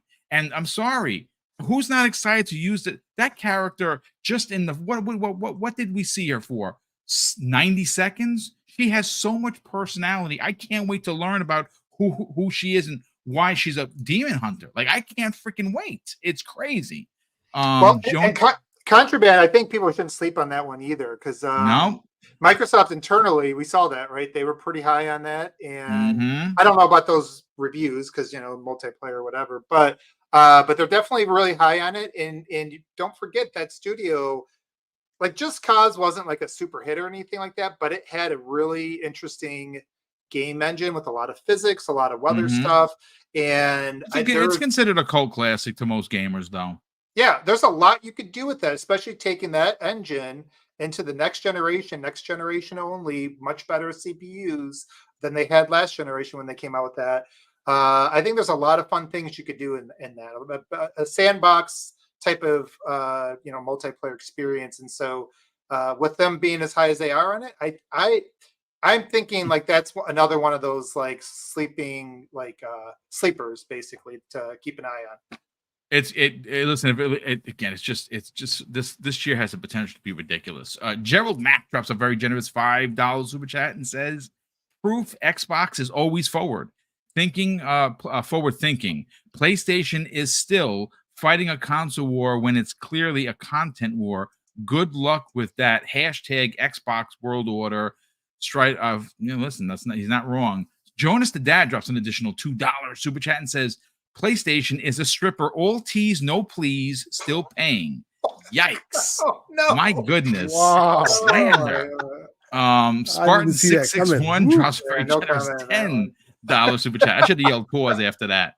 Sony fans are just sorry. NFL don't move the goalposts. Soccer games don't move the goalposts. PlayStation fans playing Call of Duty more move the goalposts out of bounds. Buy an Xbox Series X and S. We love gaming. I mean, I do want to say they could have got the referee for the Dallas Detroit game. So that was ridiculous. they absolutely put. As a Detroit fan, I'm still bitter. But anyways, I keep going. Sir X-Man drops an additional $2 super chat and says, "Please shadow drop Mech Assault or Crimson Skies. Crimson Skies needs to come back." And Phil Spencer actually talked about that particular one. You can go play that right now. The game is phenomenal game. Boss drops a very generous $5 super chat and says, "Hey, Boom, trying out Rise Son of Rome because of your great gameplay can give great game can give God of War run for its money." I actually got to record new footage of it. I lost the old footage of it. I deleted it like a knucklehead by accident. I'm telling you right now, go play Rise Son of Rome. That game still punches. Like, that game came out in 2013 and it is gorgeous, still amazing to look at. Lau Shimazaki drops a very generous $10 super chat and says, "Japan hype. Good morning from Japan." Well, good morning to you, Nice. kind sir. Thank you so much for being here. We super appreciate it, Lau, and thank you for the generosity. And of course, lastly, Roshan Impenger, who's been a channel member for 3 months, says this: "Panel, if Microsoft didn't have Game Pass and they released 10 games a year, how many copies of each do you think that they would sell?" Yeah, it would have to. It really depends on the game. Like, I don't think they make most of these games, to be honest with you. If they had the old model, of buy box, sell, sell. Two-thirds of these games wouldn't even get funded from a major. I agree. Publisher. Absolutely, yeah. I see. It's, so listen, it's the model that's enabling some of these interesting things to take place. Yep. yes, 100%. And like I said, if you look at how much money they're making per month off of Game Pass alone, it's ridiculous. It really is. But I do want to pose this question, and I'm going to go in reverse order. So, One Bad Mother, I'll start first with you. Oh, okay. You get one game to pick that you're most anticipating for Xbox as an exclusive in 2024. You only get one. Well, that's easy for me. And I don't think this is a cheat, but I'm going to go with the Starfield Shattered. The Starfield DLC. So Shattered Space. Shattered Space. Yeah, that's what it is. That's a good Shattered Space. And I know, like, there's been a lot of criticism about Starfield. I understand a lot of it. Did you see that video? Somebody made a mech. Yeah. So here's the thing, like, and I'm going to just derail us for just a couple minutes here. If you guys haven't seen, just like the Fallout 4 mod that's coming out soon, it's called Fallout London. It's insane. That it's like looks really good, dude. It looks like its own big, like it looks like it's like this generation's Fallout Vegas in terms of like its scope. It's got its own quests and voice acted everything. And you kind of dive into the mods, and even like the early Starfield mods, which aren't even official right now without the, without all the tools that they're going to have. The potential of this game, especially with you being able to flesh out entire planets, is just insane. So I felt that when I played through it, I probably give it a 9 out of 10. It had some super high highs, and there's definitely some opportunities in the middle there. I think that they're going to take every feedback on every one of those. Yep. And I'm really excited. I think mechs are kind of a given at some point. I mean, we already see the mods for them, and they've teased. Anybody's played through it. Spoiler: they tease them a lot as part of the lore. So I expect to see that stuff in there. I love the gunplay. I love just the overall world, the concept with New Game Plus. There's a lot of things they got to delve more into. So I put 170 hours in, and I'm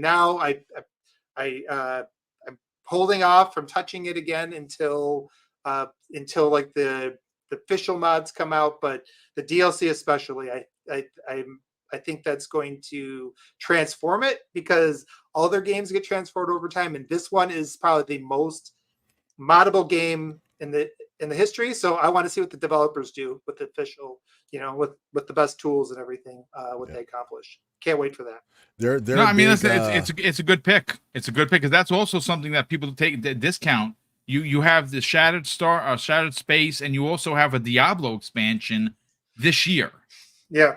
There's a lot going on for Xbox, which is crazy. Expansions alone are kind of crazy. Yeah, and their expansions, some of those are basically with those types of games, it might as well be another game, right? Because I could see, assuming they hit that one out of the park, I could see another 150 hours pretty easily. So it's a good pick. Hargeet, you get to pick one, brother. What's the one that you're most, because again, we have a lot of potentials, right? Obviously, we kind of went through them.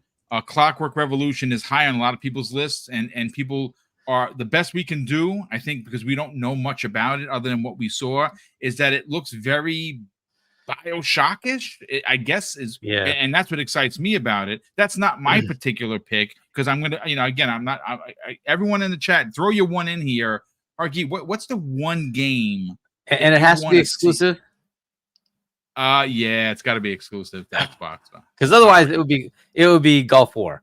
But since you don't want to allow, I don't necessarily. Okay, so you know what? Exclusive, like to the box, or just a Microsoft game that's coming out? That's what I was like. If it's a Microsoft game, let's go with that. I haven't played COD in a few years, and I'm actually looking forward to Gulf War. So that's probably it. If it's not that, then I think it's going to be Clockwork. I think that one's the one that's got me most interested, because it looks like it's going to be something interesting to me. Avow to be the other one that might be interesting, but I think if we can do COD, it's going to be Gulf War. I want to play that. I haven't played COD in a while. Listen, let's call a spade here, gentlemen. Gulf War is being made by Treyarch, who has logistically taken over the mantle. I mean, listen, I'm not saying that the other teams don't have talent. I'm not saying that Infinity Ward has lost a step. What I'm saying is that after all the years of Infinity Ward doing Call of Duty, Treyarch came in and they just punched. They punched different. And they really did something special with Black Ops. And this is a return to Black Ops, except it's going to be in the Gulf. And I think they're the ones that had a couple of co-op ones, right? That they actually allowed you to play the main campaign co-op. I'm pretty sure that they had like the co-op, the ops, the special ops.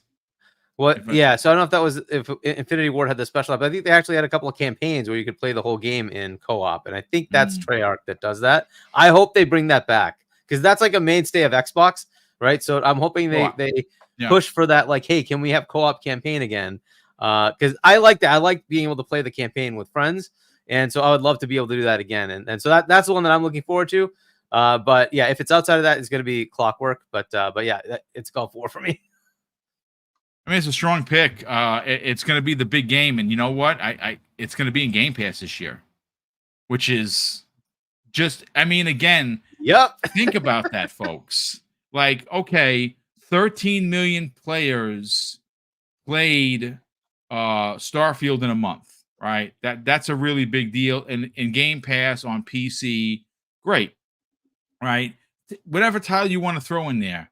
When Call of Duty drops into Xbox Game Pass day and date upon release, launch or release, whatever you want to call it, it is going to shift players to Xbox.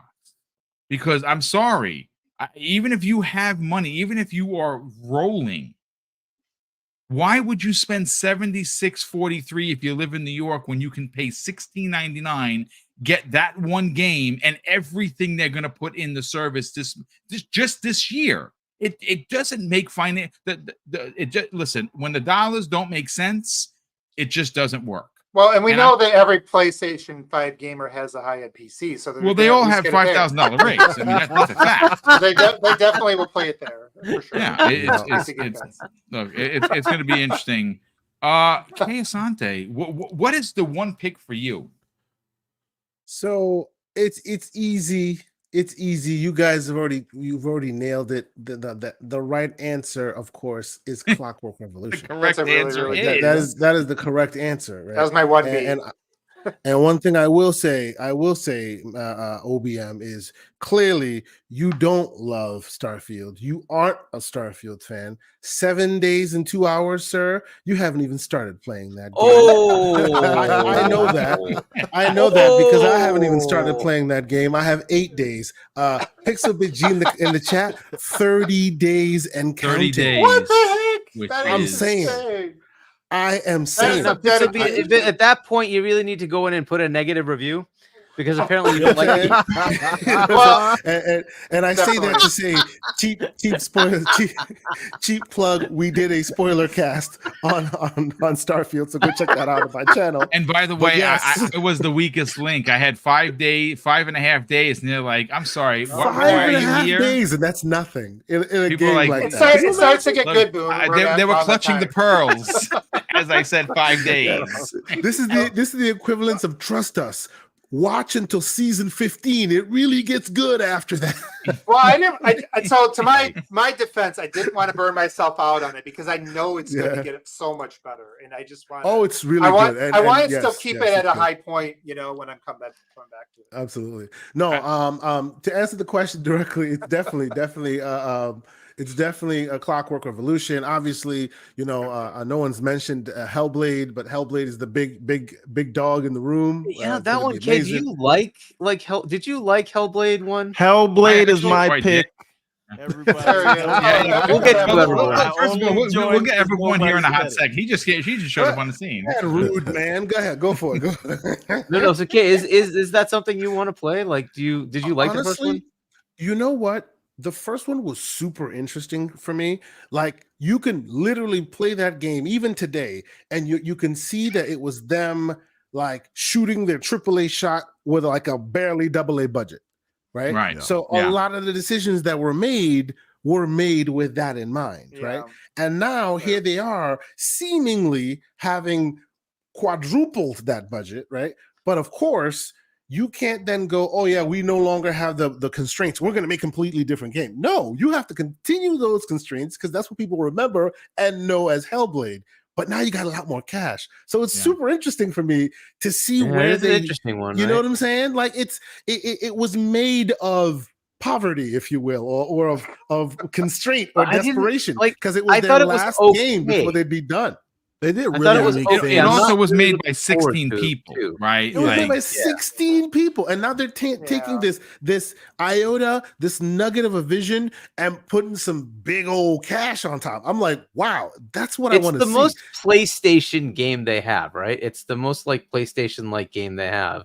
Which, okay, that's cool, but it's also one of the reasons. I mean, you even have the it's variety, man. We need variety. Yeah, that's what I'm honestly, you guys are looking forward to. As just a game that I'm going to play. I'm interested to see them reach their full vision of it. But I agree with you that the first one was more an experience thing for me than it was really like, oh, I love this game. Yeah, exactly. Especially in VR. Cool. It's freaking awesome. Whatever. It was cool, right? Yeah. But now they're literally this is kind of them taking Crackdown was a bad example, But this is them taking Crackdown, that small nugget, and then adding so much more to it. And this time they're actually doing it the right way. I'm interested to see. I just hope people don't overblow it, right? No, I don't think people are. Yeah, no, I think that it's going to be much. It's going to be Hellblade, but it's going to be a very different Hellblade where combat is going to be pronounced, far more complicated. You can see that, right? For anybody who played the original and compared to just a little bit they gave us in that last trailer at the Keeley's, you could see like if you're paying attention, like you could see the gore and the axe in the head and stuff like that. Yeah, how the different cuts like affected who they were fighting differently and the different animations. It looked a lot heavier, and they did talk about that. There was like an article that came out a couple years ago. They hired specifically combat designers. They said they admitted that how they felt the OG one was very shallow and kind of repetitive. They wanted to add a lot more depth to it. They also hired the fight. They didn't just hire combat designers. The Star Wars trilogy. Yeah. So it's going. I think the combat's going to be good this time. We don't know if there's going to be. I hope I'm not having to look at shapes because I swear I'm just too old. I don't think they're gonna return to those puzzles. But listen, let's bring Black Viking. What is your one pick, man? What is your I gotta have this as my number one for 2024? So I know what my number one is, and that's going to be Flight Sim 2024. Oh, nice, dude! Nice. A good pick. But I am going to go with Hellblade, and I'll tell you why. Okay. The technological advancements that they're making with the mocap, and I want to see what they do with the sound audio like they did with the last game, because that was freaking crazy. Yeah. I want to have do you guys remember playing the demo of King Kong on the 360 in Walmart? I do. Ever? Remember whenever the cutscene ended and you're just stuck there and you're like, it froze? I was like, oh no, I'm playing. Like, it's moving again. I think you're going to have that kind of experience. You're going to have like a cinematic scene, right?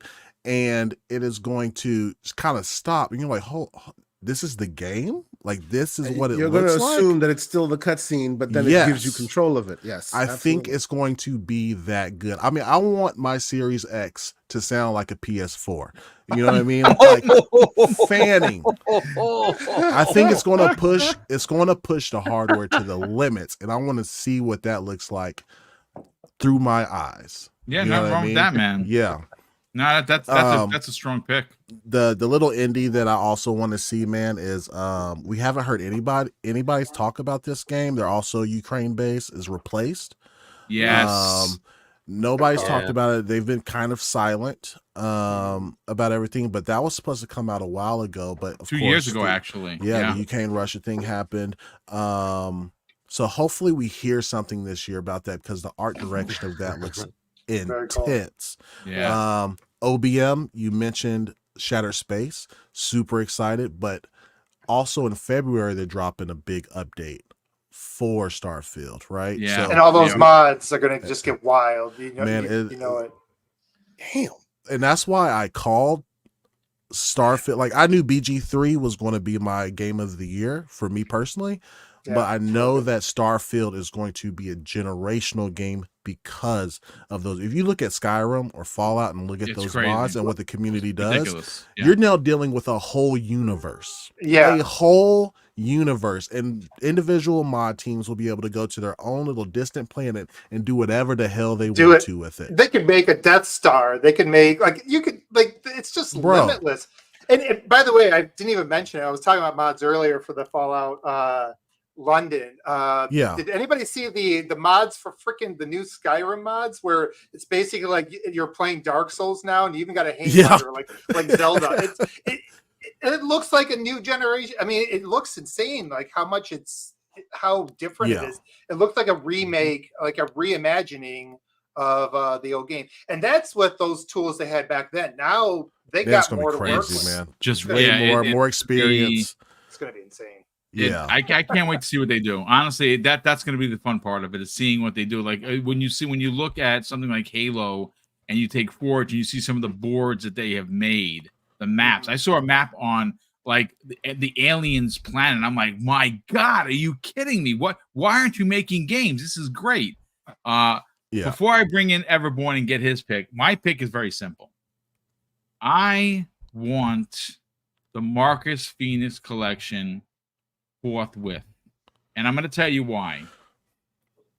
Netflix is doing a Gears film, right? We know that they're doing an animated Gears. We know that they're doing a full-on film. I'm hoping that the director of BVS, he said he wants to do a Gears film. I hope they hire him. He just released Rebel Moon. And I would love to see him. He wants to do a Gears. Give him the mantle. Let that guy do a Gears film for I hope you. it's better than Rebel Moon. I quite enjoyed Rebel Moon, to be honest with you. I quite enjoyed it. Okay. I will also defend Rebel Moon. Look at I that. hate her. Oh my goodness. All right. That's a different But no, honestly, I think that we are witnessing so Forza has come back in a big way, right? It continues to be relevant. Motorsport is amazing. Horizon 5 continues to dominate the conversation when you talk about racers. 6 is going to be potentially in Japan. Halo has come back in the biggest way possible. The current season, I believe it's season 5, is godlike. Awesome. Yeah, Godlike good. Best Halo I have played personally since Halo 3. And I'm a diehard Halo fan. Yeah, We where's that need now? Gears to come back in a big way for this trilogy to be reintroduced in the best way possible for a younger and newer generation that don't understand why this is considered a pillar of Xbox. You know, they know Master Chief, they know Forza, but Gears it's been a while. And I think that if you're going to reintroduce, that point, do you think they really know Halo? I think Halo is kind of old in the tooth as well, and it might be due for like a clean start again remake. Well, I think yeah. I mean, you'll get that. You'll get that with what they're going to do with Unreal Engine 5 and the Halo single player. That's where they're aiming now. Yeah, I think what they're doing with multiplayer. Listen, Halo it's going to have new fans, but it's going to have a lot of old fans as well. There's no doubt about it. I'm an old guard, but I still play it all the time. I really want to see this Marcus Phoenix collection come to fruition, and let's see what they can do with new with new hardware on games that are 2 generations old. Those games are 2 generations old. Xbox 360. I want to see some sort of an update to them. Everborn, what is your one pick for this year that you want to see? Well, since Black Viking did my work for me and evangelized Hellblade 2. Oh no, take it away, baby. Do what you do. Listen, they unveiled the series consoles, the Series X with Hellblade.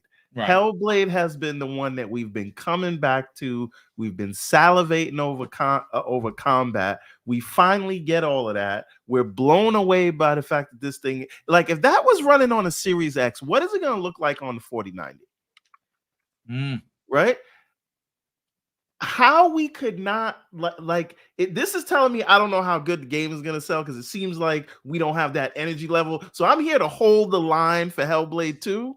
But another thing, we don't care about the sales, Everborn. It's in Game Pass. I'm just saying, you guys better be playing it. That's all I'm saying. You better be playing it, and you better be I'll shouting play to the high when it comes to Game Pass. So we'll all play it, right? It's just a question of whether it's going to be a game we just. It is going to be good, and it's going to get nominated for Game of the Year. I guarantee it. You mark it. Is a war bait. That'd be good. It definitely is a war bait. Music. I will say. The original Hellblade sound and music, it absolutely was one of the best games of the generation. To that end, though, I think they should probably release it in the later half of the year, because people have very short memories. Like, they need to pull I think it's going to be first half, but because it's in the developer direct, right? They should move it. It is, but maybe they should move it around. But anyway, aside from that, because I'm super excited for that, Towerborn. Has anybody said Towerborn? I've been talking about that quite a bit. That's on my list. I haven't added mine. Well, you have to pick one, though. That's the thing. That's the problem. You got to pick one. Leaving Clockwork, because I've been calling that one since. I would pick like many of them. There's plenty of them I'm excited for. But we have to pick one. Because Black Viking already chose Hellblade, I'm going to go with Towerborn. But if not, I would have went with Hellblade. Cool. Nice. I mean, Yeah. listen, Towerborn, I think it's going to be a game of the year contender. That's how special I Castle think the Crest. game is going That's to be. going to be. So this is going to be an this interesting year's year Hi-Fi on Game of the Rush. Year, right? Because really, you're gonna have Dragon's Dogma as a potential, right? Yes, 100%. Yeah. Right. There might be another one or two surprises from like third parties. Otherwise, it's gonna be a Nintendo Xbox show, right? Because Xbox has a ton of games that have a Well, potential. I for do it. think. Nintendo's gonna have a couple too.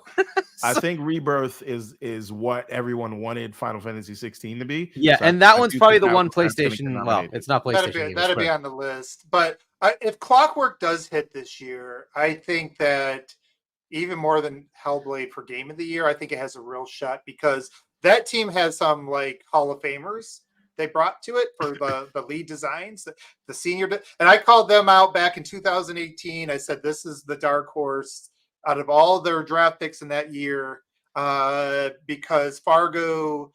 When he was boss at Interplay, I mean, he had connections with the guys who founded Blizzard. He published the first games out of BioWare. His, teams were the ones that did Fallout. And in terms of Western RPGs, he's like the granddaddy. He's like got connections. He's like the 6 degrees of Kevin Bacon. There's like 3 degrees of like Fargo in Western Western RPG game development. And he brought in some big names when Microsoft bought them to start that team. And so I am really excited, not just because of how it looked, because it did look really cool, the art direction and everything, but I'm expecting really good systems in that game and gameplay and narratives, branching narratives. He loves player, like giving you autonomy, feeling like you impact the world. That's a really exciting game. And that could stick out as one of the better single player games of the generation. But that's one of the things, right? You have Avowed as a potential. It's not like Obsidian does poorly. They usually do pretty well too. No, they do well too, yeah. Right. So you've got those two potentials. If there is, boom, a Marcus Phoenix collection, right? Those 3 Gears games are no slouch. No. So if those games come out, and hey, the Game Awards put up RE4 Remake as a Game of the Year contender. Right. So now you have to open it up. And if you got Gears 1, 2, and 3. No. Okay. No. All right. How about you have? I'm No. sorry, but you have No. to start thinking about I'm it. gonna take it. I'm gonna take. Who's going to collect the taxes on this one? I'm gonna take it a step further. I'm Best not saying it's gonna ongoing happen. game. I'm not saying it's going to happen, but I was hella surprised when they put RE4 Remake as one of the Game of the Year contenders. Well, how about this? Best ongoing game, Gears 1, 2, and 3. There you go. Why not? But, I mean, like, it's ridiculous. I don't know. That's a potential right there, right? So, but either way, you got Avowed, you got Hellblade, you got Clockwork Revolution, right? We don't know if South of Midnight's going to be good too. That could be another one that comes out, and it could be really good. Yeah. To your point, Final Fantasy VII might be one of the games, right? It's not PlayStation, it's Square, but that could be one of them. And then maybe Dragon's Dogma, and then you probably have Mario. Wukong too. Wukong. Maybe, Yeah. Wukong right? could And be there's possible. a potential for any Wukong, one of those that's- kind of games, right, to come out and be really good. This year is gonna be packed. It is. Yeah. And I think when you consider Well, new console from Nintendo and you consider what that's the thing. Xbox It's is doing, Xbox and Nintendo that are really is going to be the ones leading the charge. the Sure. games. So Sony There's is Star going Wars Outlaws. I don't know if that's going to be that good, but we'll see. I think I think someone said it might have been delayed or something. We'll see. Yeah. If it's going to come out, it's going to be December, and it's. I mean, it may not even make it. Who knows? Listen, real quick, let me catch up on these super chats, and then we're going to get everyone out of here. Don Otaku drops a very generous $5 super chat and says, and the 2024 hardware releases, Nintendo new console generation, PlayStation, PS5 Pro, Xbox, a freaking toaster. Yeah, they just released a toaster. Yeah, they did. Hey, guess what, Boom? That toaster's going to have the same amount of first-party games as PleStation this year.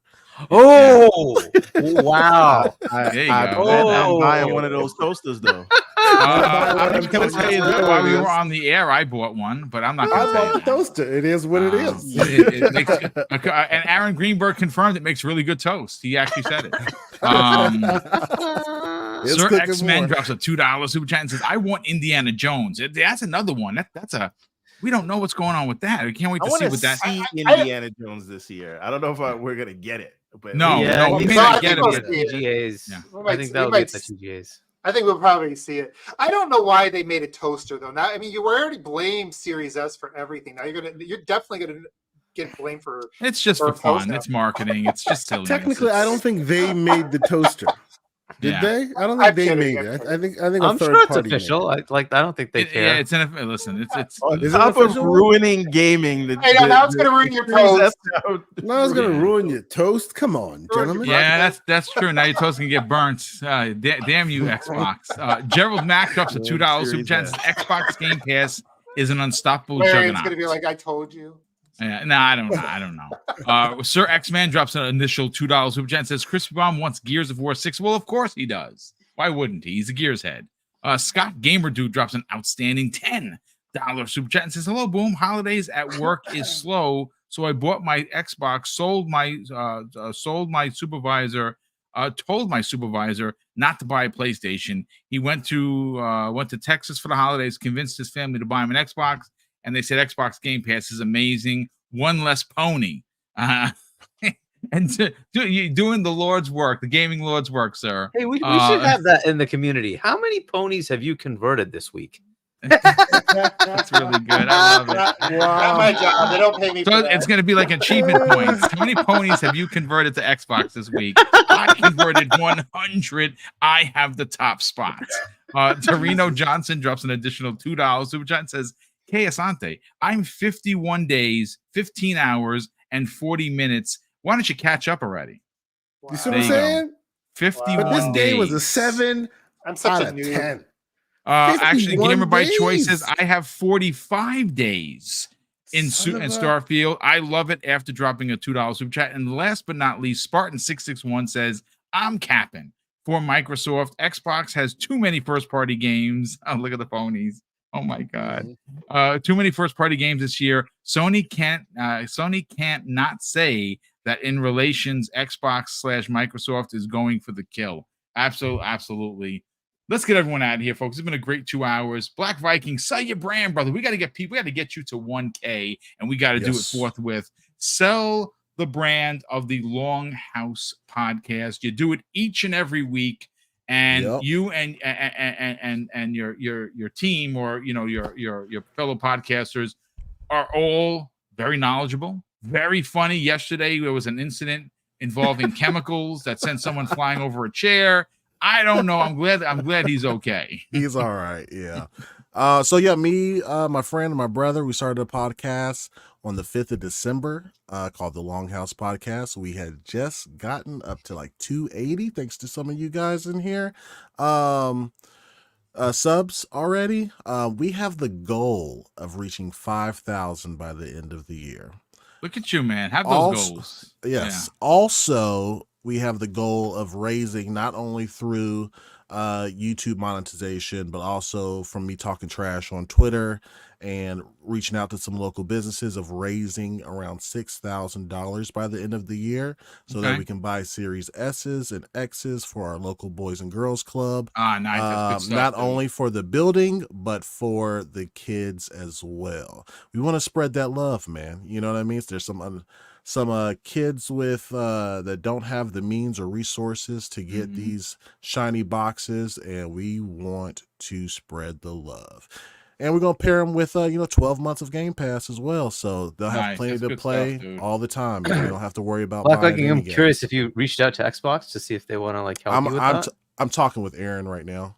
Yeah. About it. Yeah, he's going to get me in contact. He's the big charity dude. We love Aaron Greenberg. He always steps up big when it comes to charity. Yeah, so I'm talking with him right now. But when we get like mid throughout the year, we'll touch bases again and see what he can do for us. So yeah, man, we have big goals. We have a fun, wonderful podcast. We cut up. I'm talking about laughing. We laugh. It's all fun. The time, it's a lot of fun. Yeah. So come join the family, man. Hit that sub. Yeah, we're gonna get. I'm gonna drop his link in the chat in a second. Asante, sell the brand. Why don't you talk about your podcast coming back in a big way for 2024 this Saturday? Should be the first one of the year. Yes. Don't know what thumbnail you have. Don't know where you're going to be going, but there's a lot. It is simple.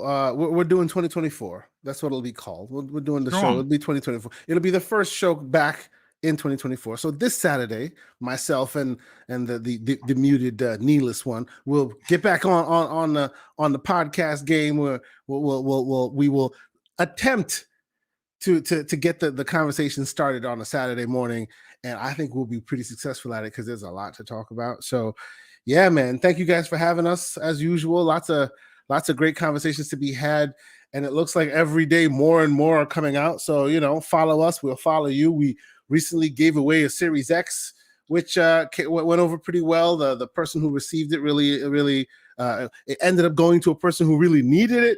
So I really appreciated that. That was so awesome. Wait a minute, Kay. You also got to take a moment to shout out Boom on that, because after we gave out the Series X, indeed, Boom slid in there with the Game and Pass, gave him the code, hooking up with the code. Package. So it was not that big of a deal. It was the guy reached out. He wanted Game Pass. I found a code for $3 and change. And he got a month, and he's gonna subscribe. Again, not that big of a deal, but he said the first thing he downloaded, folks, was Starfield. Right. There you go. And not to even be outdone, I should also mention we had more to give away, which will happen in 2024. Nice. For my Series S owners out there, we have an X screen to give away, which we will be giving away in the next couple of weeks. We'll devise a nice, interesting. I'm going to say this live on the air, Asante. I'm going to match your X screen, and Mrs. Boom and I are going to donate to your channel a Series S to give away. Okay, with that X screen. Let's go. That's what we're going to do right now, live on the air. I'm gonna pay you the money. You're gonna buy the Series S, and you're gonna give away the screen and the Series S, and it's gonna be a double giveaway from our channel and yours. How about that, ladies and gentlemen? Live on air. That is awesome, sir. I appreciate you. You'll hear more about that soon, as we will work on that, because damn, that's freaking cool. Awesome. Yes. But come check us out. Myself, Mr. Everborn Saga, Saturday mornings, 10 a.m. Eastern Standard, GCP, TKO Asante, Xbox, PlayStation, all those places. You follow me, I follow you back. Show goes live. You'll be there. 2024 will come with lots of different things, including possibly Discord server. More to come. I hate Discord. Sorry. Discord. I just my nephew is like, hey Theo, Discord. I'm like, kid, just call me. Just call me on the phone. It's fine. I don't like Discord. Just page me. I'll give you. I'm just the old man. I'm sorry. Hashtag gray beard. It is what it is, man. Hashtag old man. Hargi Chani, look, you represent the brand of Game On Daily. Of course, that is run by Asa and of course Gas, who has been in the recent days literally throwing haymaker after haymaker, doing what Gas does best. Talk about it. Where can people check out Game On Daily? I don't know when you're going to be on with them, but it's always a great time when you are. Oh yeah. GameOnDaily.com and then YouTube.com/GameOnDaily. Check out the last episode of Go Live. We had Black Viking on along with Nick Marseille. Fun back and forth. Which turned out to be pretty civil. It was pretty good, right? So we had Odie at one point, and now we had Nick. We'll get more and more of them over, and I think that's going to be the New Year resolution of this year. Is we got to reach out to Pegasus Nation. They may have a poorly formatted year. It might be a little down year for them, and they might need the help. And let's reach out and be nice to them. Hug a pony. Hug a pony, ladies and gentlemen. Hug a pony. I need a shirt that says that. Oh my God. Hug a pony. Hug a pony. Holy crap. Hug a pony. Yes. I'm gonna have Sean LeBrie make that shirt. Hug a pony. Hashtag Hug a Pony 2024. All right. So anyway, so we probably will have more, and I think we all need to kind of reach out to Pegasus Nation there and try to be a little nicer, and hopefully it won't be horrible for them, and then we can convince them to not be a pony and buy an Xbox. Okay, so next week we'll have primetime gaming again. I'll be here at 7:00 Wednesday U.S. Eastern time, and this weekend I'll be on Fonz's show, 6 p.m. U.S. Eastern on Sunday. So check that out on Fonz Gaming's channel. Yeah, he's it went. I don't know if you've been keeping it up with on the social with Fonz. He just took this real wicked trip with his brother. Yeah. Reflect They're on the hunting year out they in did. what was it? Yeah. Where the heck were they? Wyoming, I think. I think that's where they were? Yeah, it was Yeah. cold. It was Yeah, super yeah. cold where they were. And he talked about it publicly about he just needed to reflect on the year. He had a real tough year for his family. So I'm glad Fonz is back. I love that guy. The guy wears it on his sleeve. He's not ashamed to tell you about yourself if you need be. That's why we love Fonz And Gaming. OBM, thanks for joining us. Yeah, OBM, sell your brand, brother. What do you got going on, and where can people reach out to you and strike up a conversation on social media? Yeah, just find me. Well, first of all, thanks again for the invite. It's always fun, talking to my friends about gaming and, some interesting, just interesting dialogue today. We'll just kind of leave it there. But yeah, it's great seeing you guys. Everborn and Keasante. I'm sure I'll be crashing your party again sometime soon. Black Viking, it was great to be on a show for the first time. And then Hargy, as always, man. So thanks again, Boom. If they want to find me, just find me on Twitter right now, mother_1, MUTHA_ONE. I've talked about it too many times. I always don't want to keep talking about it. I've been working on trying to enhance my skills when it comes to production values, because I am putting out a channel. I don't want to do it until I'm ready to set a good first impression. It has been taking a lot longer. COVID didn't help over vacation, so that's still in the works. But just in the meantime, I'll be around on some podcasts and joining you guys to talk and be around to witness some more shenanigans. No, good stuff. And listen, we're looking for whenever you're ready. And again, if you're looking for an artist to say, reach out to Sean Labrie. The guy is legit. He has done all the work for the channel. He is unbelievable. And lastly, Everborn Saga, you actually have quite a bit to talk about, because this year in specifically is going to be a big year for the Everborn Saga. Sell that brand, brother. What books you got coming? Where you're going to be? What merch you're working on? A game? What you got going on? All right. Yeah, I'm all over the place this year, but this year is about output. There was a lot of ducks we had to get in a row. Yep. But we are releasing the next book we're releasing is Ariel's Adventure Chapter 2. We are releasing an all-new series called The Remnant, and that will be 2 chapters. Yes, we finished that chapter last year, but we where the story ends, we want to do 2 chapters in one, and then we'll have the Redlands Chapter 2 by the end of the year.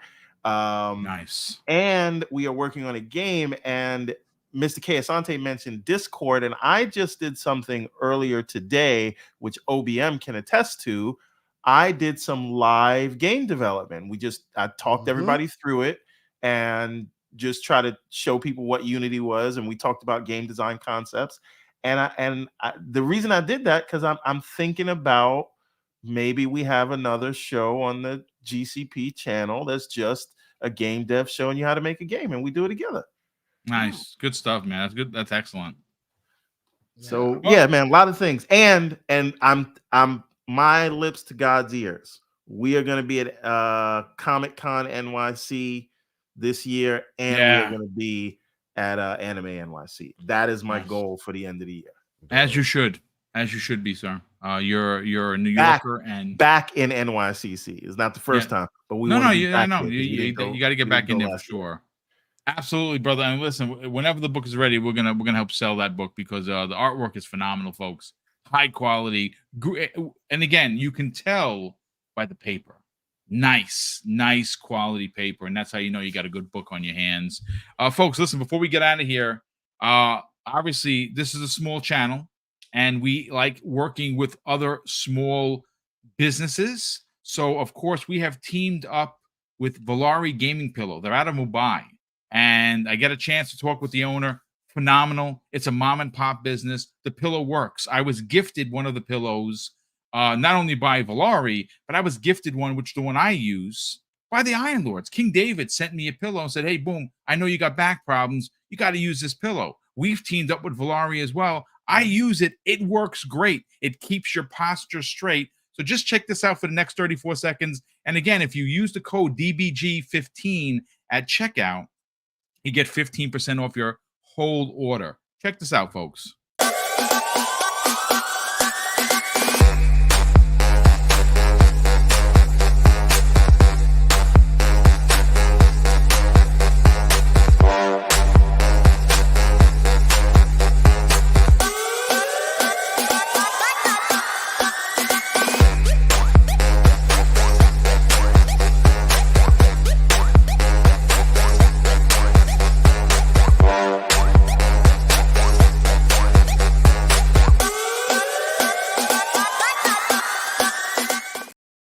There you go, folks. There is the commercial that was made actually by Sean Labrie. Again, his talent is limitless.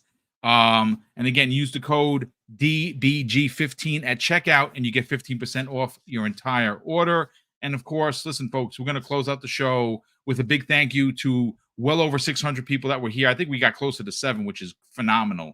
So a big thank you to everyone. If you're new, finding the channel for the first time, please consider subscribing. We do this 5 days a week, Monday through Friday, all different shows, all different panels, and all fun and, you know, great content where you get a chance to kind of just laugh and unwind and have a good time. And of course, big thank you to all the super chats. Yes, sir. Last super chat. One last left. Let me get it in there. Hold on just a second. Let me get to the comments. We got another one to get in here. Let's see. Spartan 661 drops an additional. Yes, a $2 super chat. Thank you for the generosity, brother. He says, thank you all on the panel. You guys are amazing. Well, thank you for the generosity. And more importantly, thank you for always being here, Spartan 661. We certainly appreciate that. And of course, I'm going to close out the show with something that's incredibly important to me. Hopefully one day, folks, it'll be important to you. And that's something that my dad taught us when we were kids. And he would say, Craig, treat others how you want to be treated. And also, it doesn't cost anything to be nice. You live by those rules, son. I can guarantee you, you're going to have an awesome day. So take care, everyone. And we'll see you next week on the newest episode of Primetime Gaming with Mr. Boomstick and Friends.